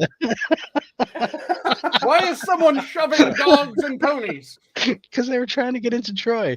Dude, try and keep up, Exactly, assassin. Dog and pony show is one of the phrases. I don't have a horse in this race is another phrase. Well, maybe he doesn't have a horse and pony dog show in the race. And they show that before the Super Bowl. Now this is just sounding like a weird version of a donkey show. Whoa, don't. Hold on. Don't invoke Bringing donkey. it back to Rosario shit. Dawson. Do not say that again. Do not say that name a third time. Otherwise, we will summon that Canadian guy. The last thing we need is... Yeah, Will Shatner. But going back to Rosario Dawson, I did like her in Clerks too. Yeah. I liked her when she was in her time. I mean, hell, I even liked her as Ahsoka as that cameo in The Mandalorian, just as like a nod to, hey, this character exists, whatever. I had no problem with that. I know a lot of people did, whatever. At that point, it's just your personal taste. It's fine. I would never that's kind of my creed when it comes to this stuff. I'm never gonna fault you for liking what you like, but if you want to talk objectivity and the craft of the art, like, okay, we might have some words. That's fine. Like what you like, don't like what you don't like. I like a lot of schlock. There's really bad stuff out there that I kind of like. Like I just watched Career Opportunities not too long ago because Jennifer Connelly is a smoke show, and my God, everybody in that movie. This was the 80s or early 90s, early 90s. Everybody in movies like these drama kind of comedy movies, everybody's an asshole. Mm-hmm. It's great. White guy's an asshole, the black guy's an asshole right back. Like that was true equality, and I miss it in film. The men were assholes to women, the women were assholes back to the men. Like it was great. Yeah, it's the old idea of, damn it, why am I blanking on the comedian's name? The one that was always doing Pollock jokes, Skep. I know Skep will know. What? He would riff on fucking everyone, and he would especially riff on Pollocks. Old school comedian. Chris Rock was that's how he became Chris Rock, was because he, one of his most infamous jokes. Love black people, man. I fucking love black people. I hate, yes, he's ripping on his own people because you of your own, groups, obviously it's not really something that's consequential. But if somebody, I think it was Rickles. Okay, Assassin got Rickles, it. I think okay. it was Rickles that I was If thinking. anybody in your group start acting a fool, have some words with them. You know what I mean? Whether it's a community or a group of friends, somebody starts acting a fool. Yeah. It's the classic Boondocks episode. And if I can do that to me, I can do that to everybody. And I do it equally, and I do it without malice. There's no malice there. It's all about the jokes. Because if I can't laugh at myself, if somebody can't laugh at themselves, they don't deserve to laugh at anybody else. Man, the two things that I now need to... Rickles was the one who was doing the Pollock jokes, right? Skep? Comedian famous And then, for of course, just ripping on everyone, and same thing with Jerry Lewis. Even though, one of his most famous things is when he did the like Asian man thing. Yeah, it was. Oh, I thought you were going to bring up the time that Jerry Lewis insulted a kid with cancer. That too. During a telethon. I mean, he was for cancer.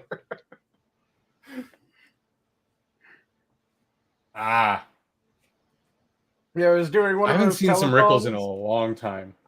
He was doing one of those. Jerry Lee Lewis was doing a telethon for, I think it was cancer treatment. And then he just started ripping into this one kid for being bold. And you're just going, oh God, you fucking asshole. Oh, God.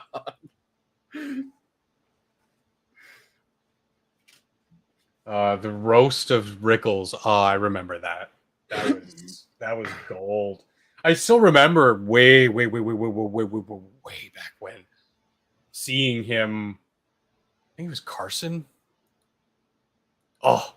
I mean, as a kid. Jerry Lewis is the comedian. Jerry Lee's the musician, right? Sure. Which one's the comedian that the French fucking love? I know it's something Lewis. Jerry Lewis.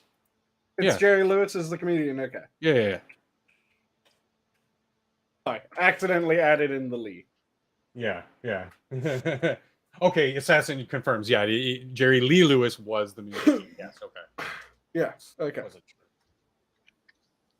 I just knew that they were two different people. Definitely talking about the comedian and the crazy, French. The French just fucking love him. Yep. But yeah, man, like, either everything's fair game or nothing's fair game. And yes, you also have to use personal tact, read the room, know your audience. And that's not to say, you have to censor yourself as a comedian. If somebody's going to your show, they should know what they're getting in for. I'm saying in a more, casual setting, joking with friends. Obviously, it would just be plain rude to do some things. I still believe in absolute free speech, but I mean, it would just be rude, and that's that's uncouth. Manners maketh man. I would say that being able to read the room and properly communicate with those around you is a very good skill to have. Talk to so many awkward people, and it's just like, dude, how do you get by in life? Jeez. I mean, I can at least bullshit my way into some shit. Like, I don't know. But then again, I keep saying after World War II, the country should have been divided, Skep. Germany shouldn't have been split. France should have.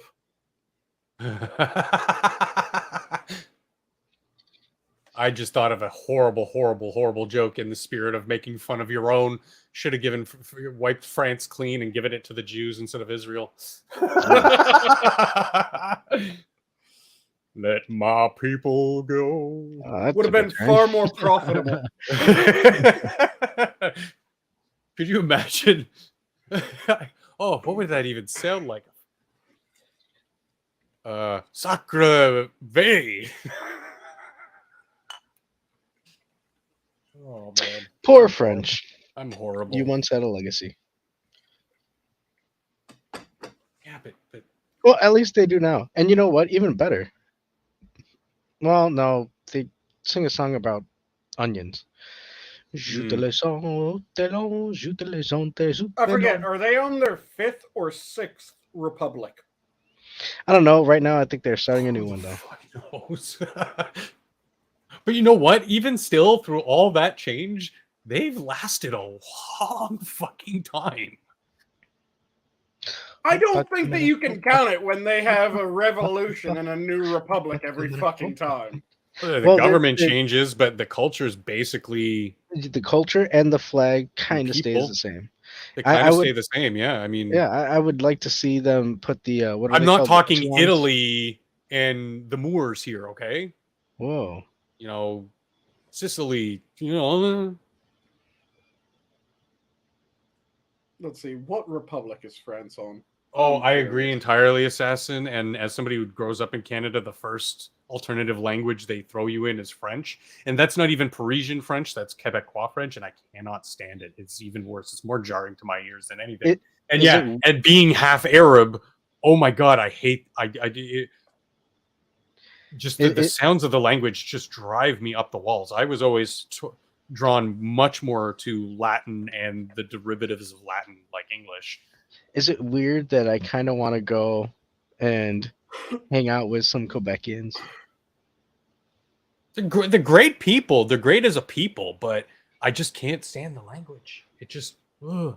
I don't know. Okay, There's something about so yeah, French. it is their 5th republic. I looked it up. Fifth Republic, okay. But just kind of like what we know as like the British. Maybe a little less of late. But I mean, that culture has lasted a long fucking time through many, many monarchs. Mm-hmm. Though the U.S. is the longest lasting constitution or document that is similar enough to a constitution to be considered in the same category. Dude, Hey, hold on. look at like says the pigeons speak French. look at the up in Nordic Quebec. countries. They like the Nordic people, the Nordic cultures. They broke up and became somewhat different cultures across that region instead of being, you know, just the Norsemen. Yeah, obviously that's over a long ass time, but I mean, they should go back. They should go back. I to like just the being little Norsemen. variations in the different Nord communities, like the Dutch to the Finnish and the Swedish and whatever. Like it's kind of cool to see the little differences of like Finish what started him. up from that. No, go back to being Norsemen, then send a shit ton of them over to become Varangians. Adam, I just bought a big stack of yellow onions. You want some Western. of those? No, that's good. I got some grunions. Empire. I don't know. Not very many people call them grunions, but it's kitchen lingo. Green onions. Yeah, Also known as scallion. Solomon Grundy don't want pants. What else do I have? Born on a Monday.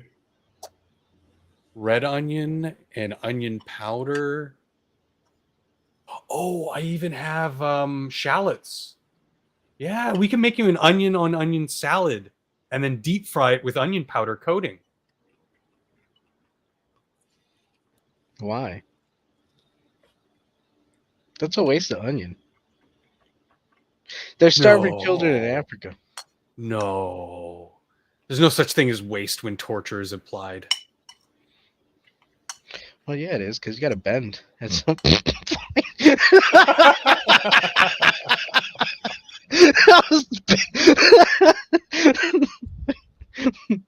What if I just started eating an onion raw on stream, just like every crunch?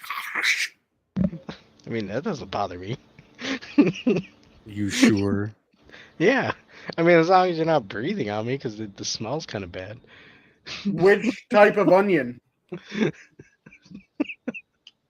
Really, Skep? It's a type of fish? Fuck. It's a fish? We just used to say grunion in the kitchen because it's quicker than saying green onions? onion. And when you're trying to yell at somebody to bring you like 5 things back onto the line because they're out of whatever, you know, it's like grunion's batter oil. And you refuse to say scallion? So a Yeah. grunion is what the Christians And eat on we're Friday. Canadian. I can't. I gotta stop, man. I'm gonna pescatarian your face. Why am I still full screen? Because it's entertaining. Because you had a game and Rainy. yours is moving. Rainy, smoky Sing man. the It's kind of. You had a I mean, game it's kind of and yours indicative is of the moving. last 2 days for me. It's kind of been shitty out. A little bit of rain, like we were talking about before. The constant ups and downs, and I've just been sitting around, just smoking, working, cleaning. It's apropos, is what I'm trying to say. In that order? But yeah, the thing that pisses me off is so many storytellers just suck at telling stories. And one of the things that you guys were talking about, where people are always complaining that they need to be told, that's both a storyteller and a reader fault. Yeah. Because some of my favorite fantasy series don't actually explain certain things in any detail. And they don't explain them because every character knows what the fuck they are. So the first time that anything gets explained like that is when there's a character who for some reason doesn't know due to the story, and they explain very clearly why. Mm-hmm. Doesn't know this, and then boom, that's the first explanation. If it's something that every character should know, like what town they're from, then you don't need to explain what town they're from. You don't need to explain where it is. They already know where the fuck it is. Just let the story progress. Mm-hmm. Move it the fuck along. If they know it because it is common knowledge, don't explain it. Just say, yep, so-and-so, or King so-and-so. You don't need to explain King so-and-so, the progeny of King so-and-so and Queen so-and-so, achieved his reign during this year. No, King Osric and Conan didn't need an explanation. You throw Conan and his cohorts in front of this man, and because of the actor, fuck, I forget his name. You know he's the king, he's the man, he's the ruler. Osric. Conan. Have a good night, Skep. Hey, Skep. Thanks for coming by. Nice, Skep. You know, some Sumerian tablets Max von were like Sydow. that. Max von Maxwell- Sydow, who played King Osric and Conan. Yeah. Mm-hmm. And what's...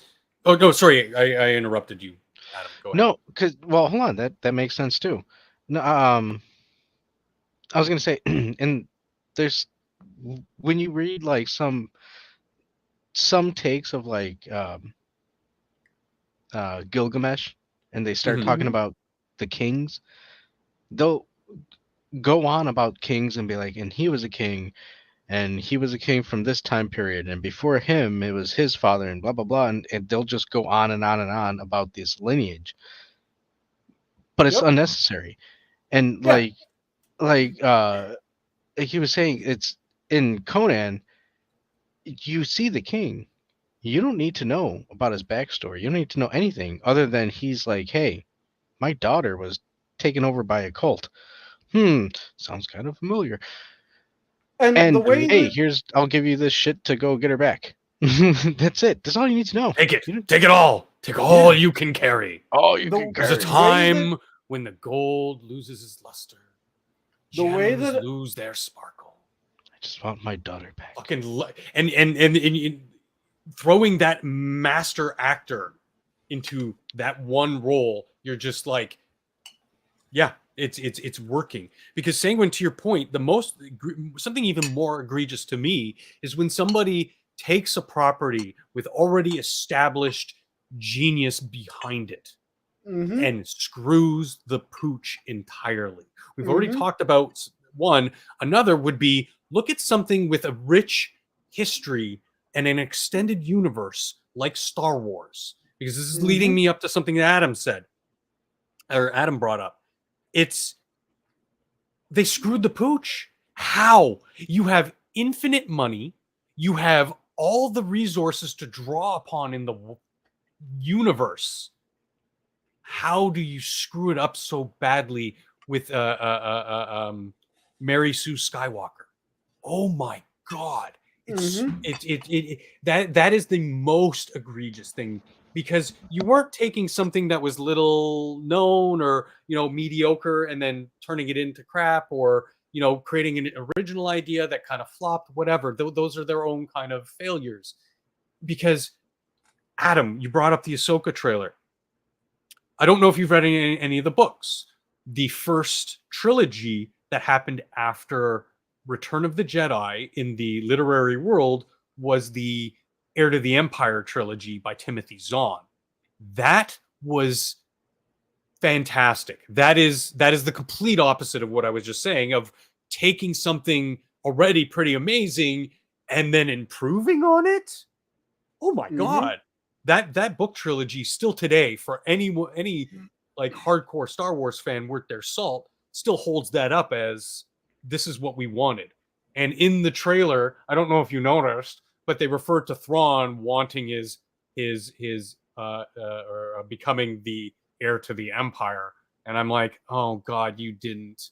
Either you are going to try to succeed and give us that story, or you're just fucking with us and using it as a marketing ploy to get the people like me into the seats and then just piss in their face when they watch this movie.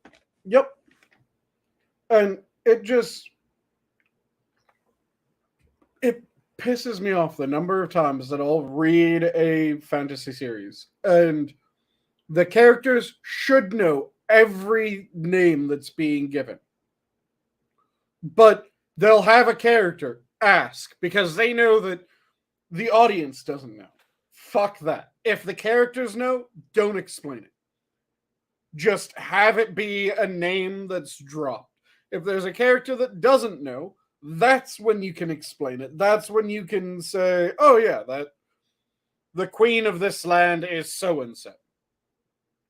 Otherwise, you don't need to give any sort of lineage. And it goes back to there's a shit ton of different story types when you look at traditional Irish storytelling. When you look at bards, you have the stories of places. So that would be how a specific place got its name.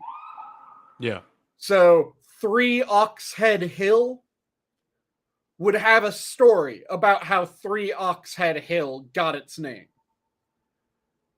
But in stories other than the story of naming, the story of origin, you wouldn't fucking tell the story of 3 Oxhead Hill in the middle of another story.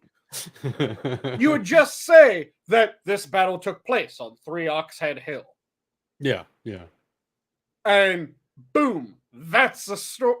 That's the element of the story that you mentioned. Now you can have someone ask after you tell that story, well, how did 3 Oxhead Hill? How the fuck did 3 Oxhead Hill get named? Well, this is the story of 3 Oxhead Hill.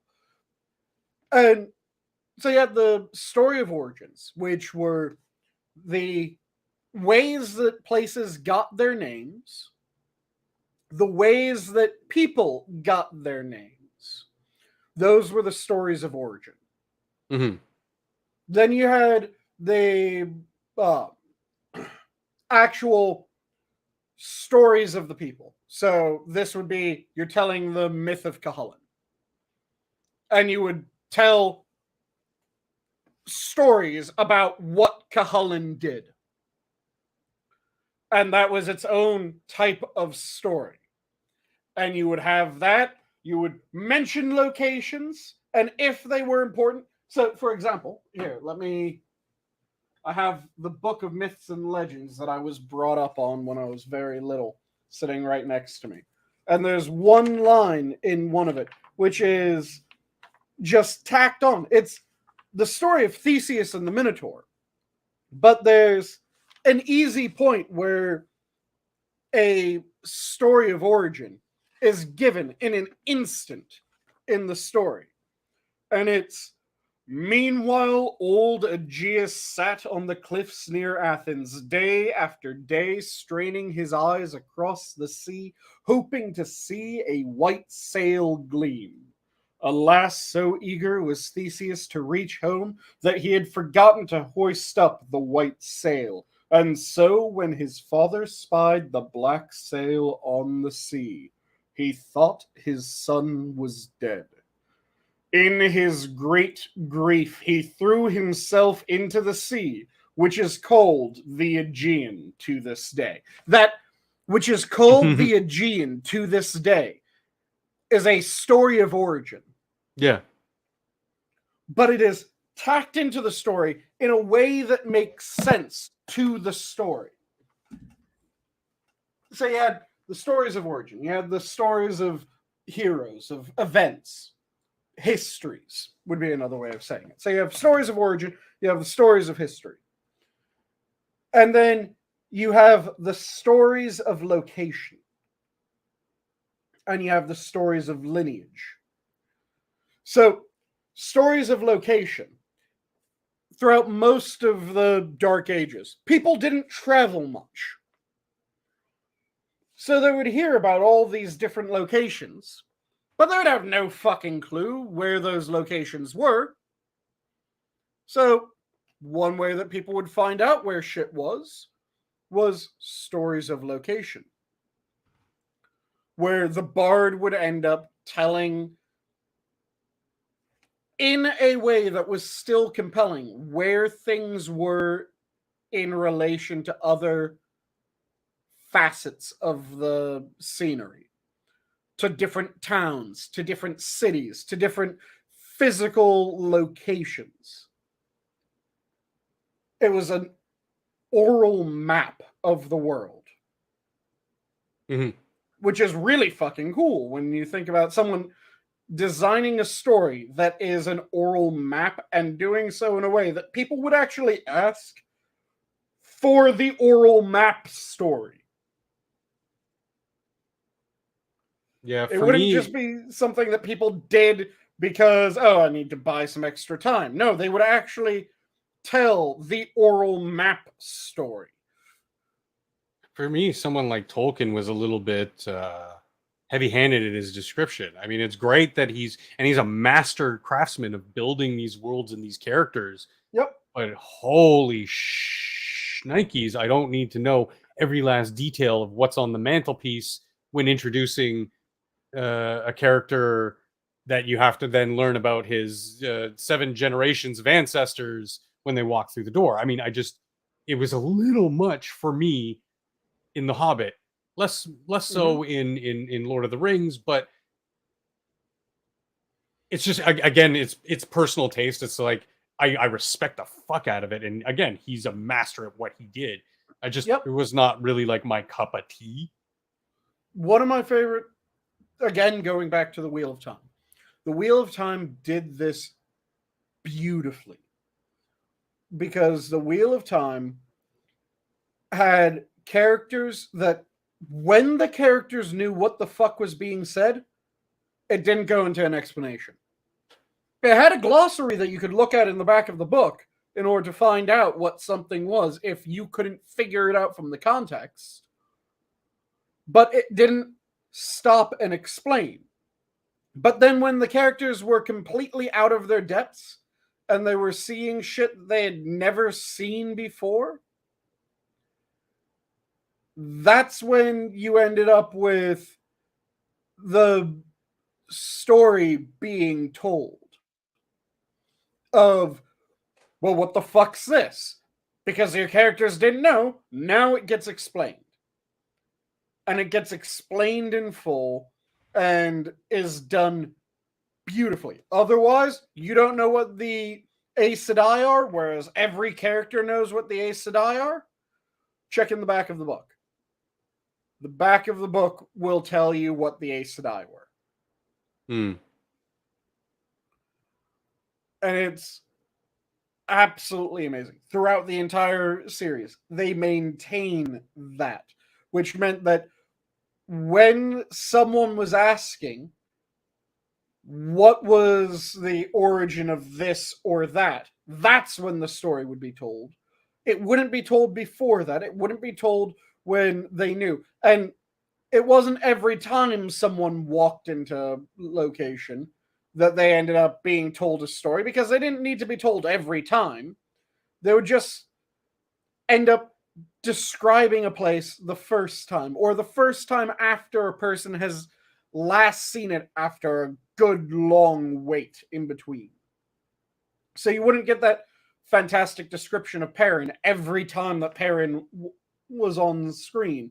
It wasn't Perrin, whose arms looked like steel cables writhing beneath the thin skin of his forearms. No, it wasn't every time. But if someone had not seen Perrin for months on end, and then came back and saw Perrin, they might end up talking about how Perrin looked the same as he ever did. Mm-hmm. His arms were still writhing masses of cable. His chin still strong and proud. But it wouldn't belabor that point. It would be when it made sense, which was my favorite thing. But I've heard people say, well, I didn't know what this was. And I'm going, well, first off, context clues are a fucking thing. You should be able to figure it out from context clues. When every time someone says the Aes Sedai, it then immediately talks about the women casting magic. The Aes Sedai are the women casting magic, you cunt. So it was something that was done so fucking well in that. Mm. And it sounds like I should actually fucking like get around to reading it. Oh, absolutely. I recommend find it at a bargain store. I recommend The Wheel of Time. It's a long series. It's 14 plus books. Yeah. That's one thing that kind of get like, and that's what I mean by before when I was talking about don't pander. Yes, because when somebody tells you, oh, it's 14 books, that can be a little daunting, but they will turn around and say, but no. Just read the first book. Yeah. Watch the first episode. Watch the first 5 minutes of the movie. You'll be hooked. If the quality of the product itself is that good, and don't try to pander it to new audience, that's not going to work. The good product will stand on its own every fucking time.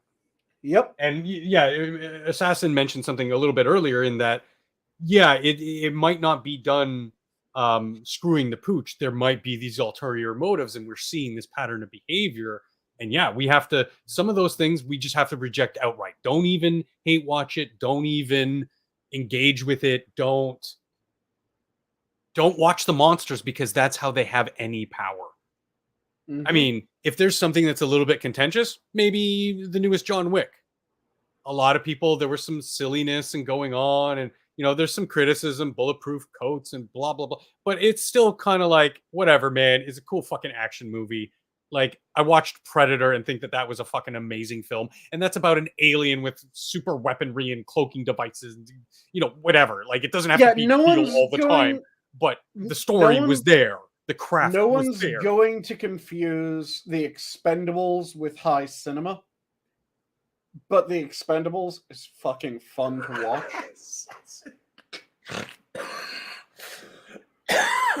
And that isn't a bad thing to be able to say, yeah, The Expendables was fucking fun. Yeah. Because not only, yes, a lot of the problems with a lot of the stuff in my sci-fi media that I've been consuming, a lot of it is just empty member berries. That was not the case with The Expendables. It has those member berry moments. Hey, member Sly, member Jet, member Dawn. Like, it's, but it was still done in that tongue-in-cheek kind of way to add to the film and not take away from it. Yeah, it was stupid, fun action movie. And it was done beautifully. Where You didn't have to take it seriously. In fact, you didn't want to take it seriously. These kinds of things are at their best when you don't take them entirely seriously, of course. Yeah. Because when it came down to when Bruce Willis said to Arnold Schwarzenegger, "Don't worry, I'll be back." That was meant to be just a, that is stupid as shit. Yeah. I love it moment. Yeah. That is not meant to be this high. Again, I'm going to go in a little bit into spoilers here with John Wick 4, but I couldn't agree more, Assassin. It was just 2.5 hours of gun battling and hand-to-hand combat, and it was fucking amazing. It was just a super fun movie to just fucking yeah.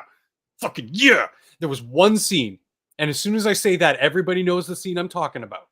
That club scene took me out of the movie to the point where I got up, had a cigarette, came back near the end of the club scene, and I was like, okay, I didn't miss anything.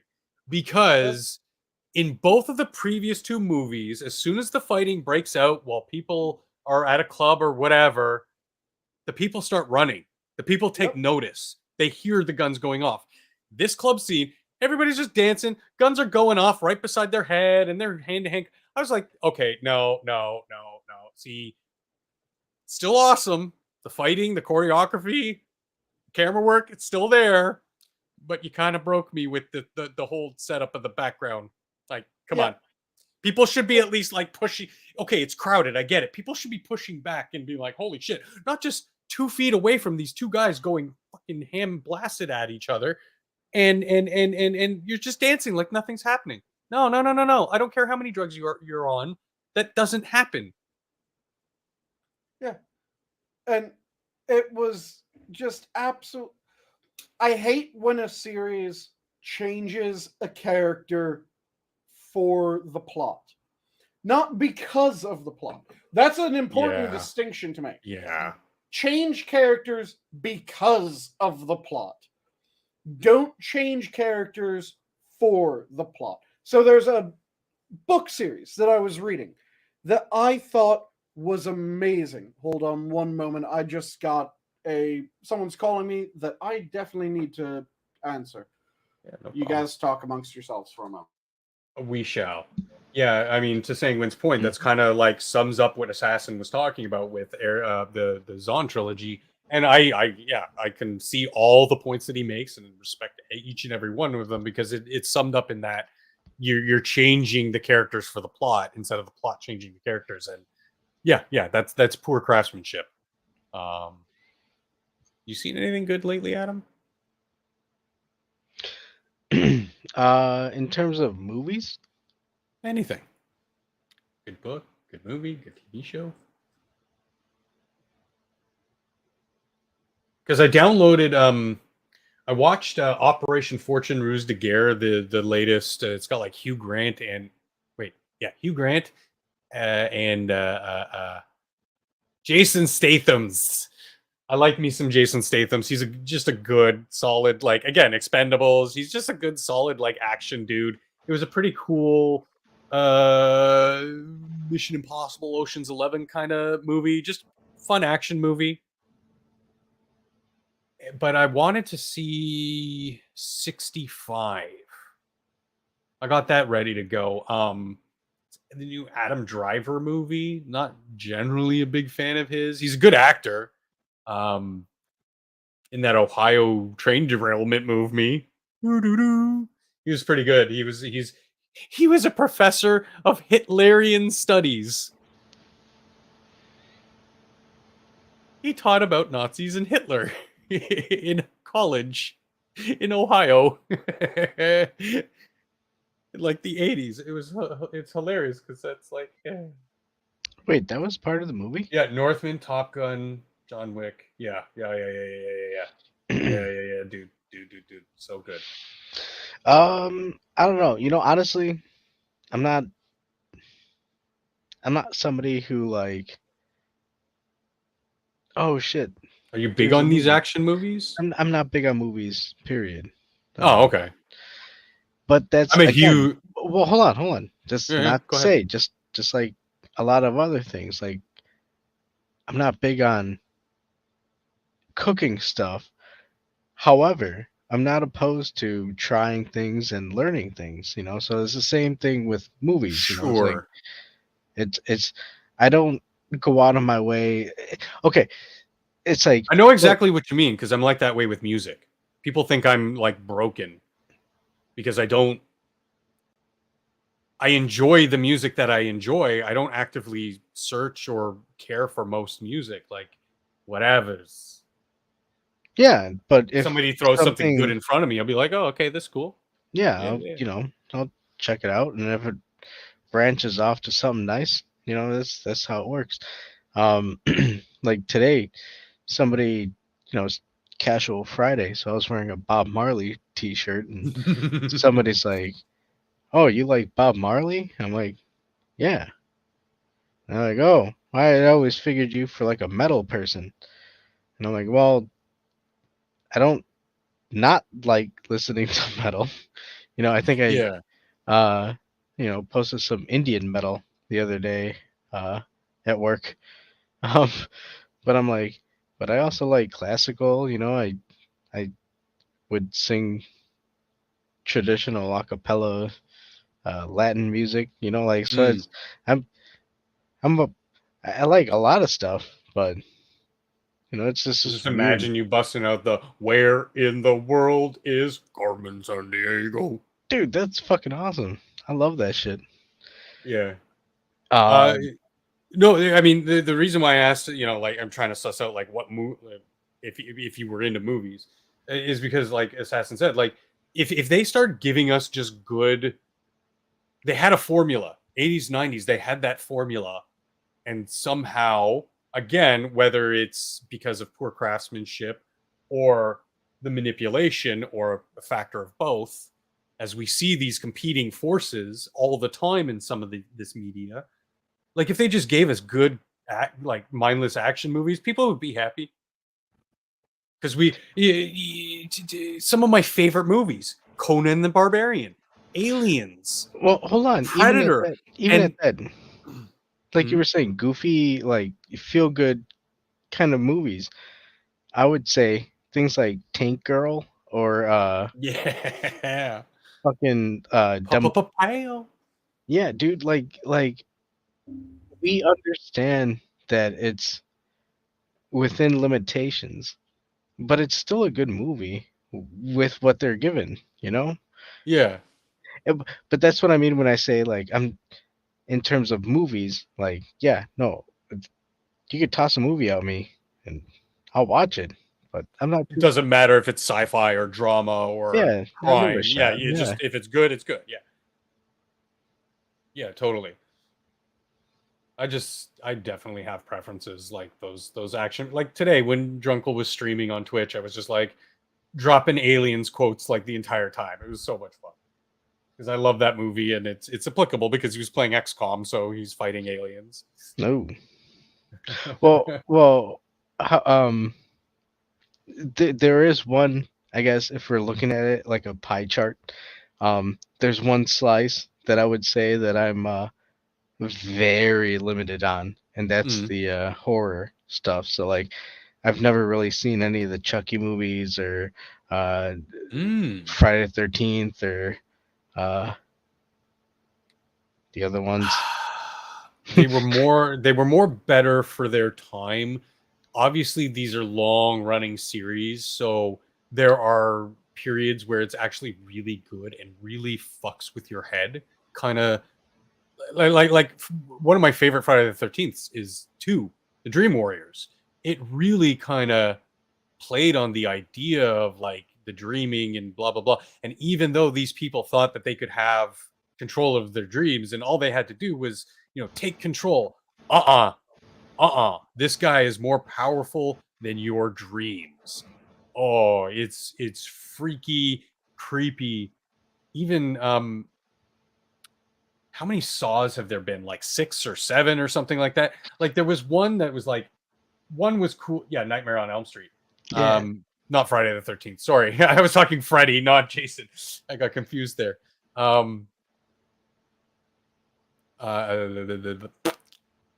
Brain fart.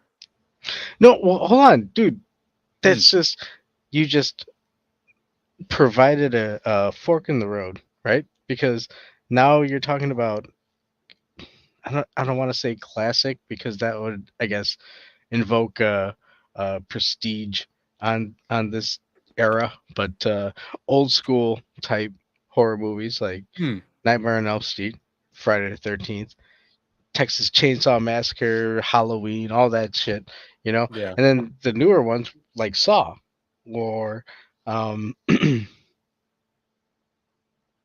don't know what are the other new horror movies? Like The Conjuring and The Haunting. No, super. No, not super. I don't know. They're all pretty bad. I mean, there's not. But my point was like even when they have a series of movies, like there's a lot of these. You know, Yeah. there's a lot of Freddy movies, a lot of Jason movies, a lot of Jigsaw movies. Like the first ones are usually pretty cool because it's like here's the introduction, here's the movie, so it's like it's to kick it all off. But because they're so long, like there's actually is good moments throughout it, but it's kind of campy, and I think people remember it better than it actually was as series because they were, you know, like 14 or 18 at the time and they saw this movie and oh my god. Yeah, Saw is kind of really is just gore porn, but it's done very, let's say, creatively.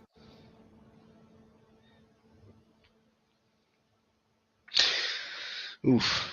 Jeez, I hope nothing bad's happening. Or nothing serious, but anyway. Oh, with Sanguine, got a phone call. yeah.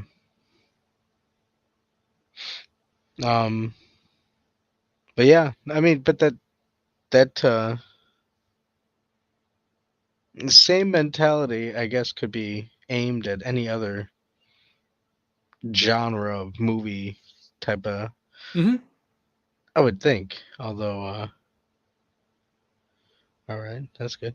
Um, but I Yeah, will like we say, keep going back to a good product's a good product at the end of the day. yeah, Right? you know, Yeah, you gotta I know you what you gotta mean. work with what the audience wants, and I think a lot of people who are in charge of marketing decisions nowadays, I think a lot of them, I don't think they understand that. You know, they can't read the room, so to speak. No, and it is kind of hard to ignore the pattern of behavior, especially when they basically a lot of this stuff comes out of the same like 3 or 4 studios. Like it's hard to you know if you saw Captain Marvel on its own, you would just be like, oh, this is a shit movie.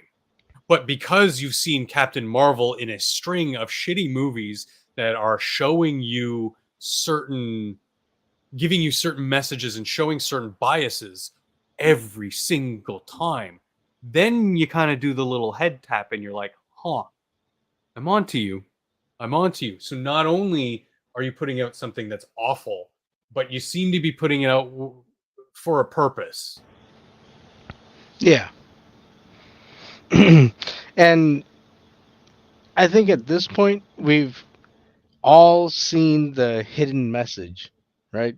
And then um I really don't like, repeating myself with things, but uh, I saw Shade Versity's I think it was like Night Watch. They were talking about the Mario movie, and he brought up something like that where it was like it's one of those things where it's just they constantly want to repeat a message, and it just doesn't work. Oh man, I've We got see some it. words about that boy. Well, yeah, no, yeah. I really don't like him. He's Not to say that you can't watch him or anybody can't watch him or like him, whatever. It's your thing. yo He no. just, to me, he's just a loud, screaming person with a funny voice, and yeah. Hey, Australians have voices too. um, I don't know. Like I was just kind of watching a lot of reviews on this Mm. this bit because I'm interested. But when Yeah, it's become the way that we kind of get informed about what what to avoid, what kind of to watch, or and not to interrupt you too much, but like the best content creators and people who give you these critiques, like I was saying before, kind of give you the spectrum. Like, should you avoid this at any cost at one side and you must see this at the other side? They generally kind of like give you a little bit of the spectrum.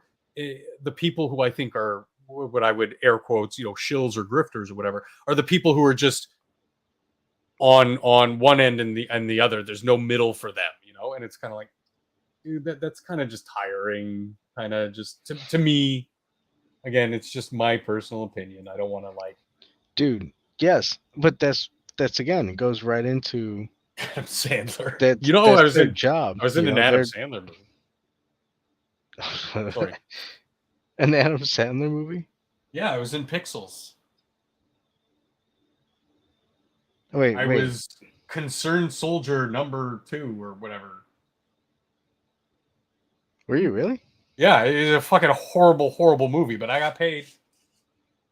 Background. Nice. I got to meet one of my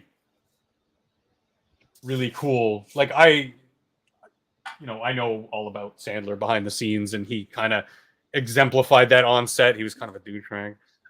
But Brian Cox was a fantastic man to meet on the set, and he was super cool, super grounded, down to earth. Was always cracking jokes while we were trying to get the scene shot. While like the whole cast is just kind of standing there waiting for people to do their shit behind the scenes until it's movie magic love. But yeah, I was in that movie. Maybe I'll find a screenshot of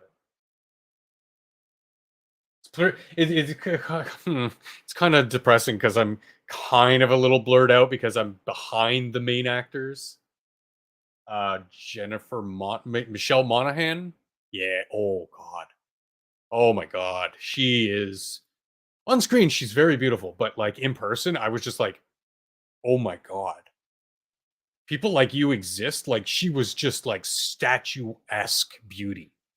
Just pure class in how she not just physically looked, but like how she carried herself. I was just like amazed. I've never met anybody like that.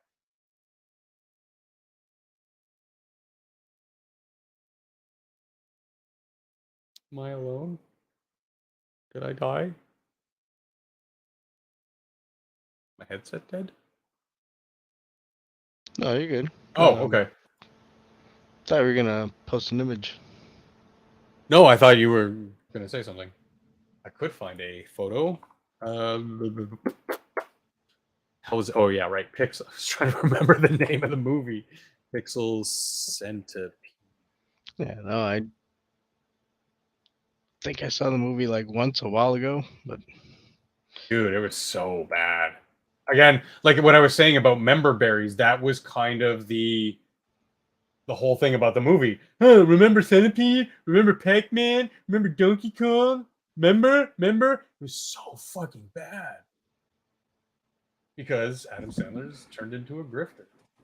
Okay, I'm back. Oh, hey.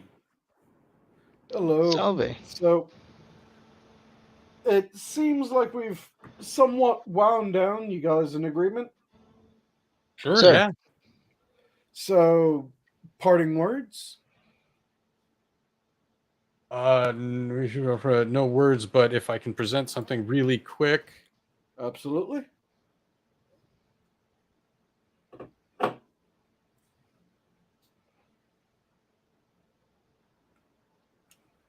Let me click that in. There we go. So this is the scene. That's me right there. I'm not going to play the scene or whatever. I just wanted to quickly show because Adam and I, excuse me, Adam and I were talking about it. But yeah, that there's me over there in the army fatigues, and you can tell I'm fairly tall and just like lankyish. You can't really tell from this, but like yeah, like I was saying to you before, Sanguine, like just lanky shit. I can play Scarecrow pretty easily. Parting words. Whatever you're passionate about it. Devour it. Don't let it devour you. I know I just butchered that, but yeah, you did. Hey, wait a minute! Isn't that plagiarism? Can you? That's Adam, so do you want plagiarism. to I go just parting totally words? ripped them off. You know what? Thank you everybody for joining us on this Friday evening. Thank you, Sangs, for inviting me and letting me hang out with you, and thank you, Doc, for chatting and sharing your experiences. God bless, and I love you all. And thanks. I'm praying for you, brother. I'm with you, man. Copy that. And I'll leave off with, to hold it together when everyone would understand if you fell apart. That is true strength. That's by Miyamoto Musashi. And with that, have a good night, all. The zoo is closed. Night, everybody. Night, yo. And it takes a few moments for this to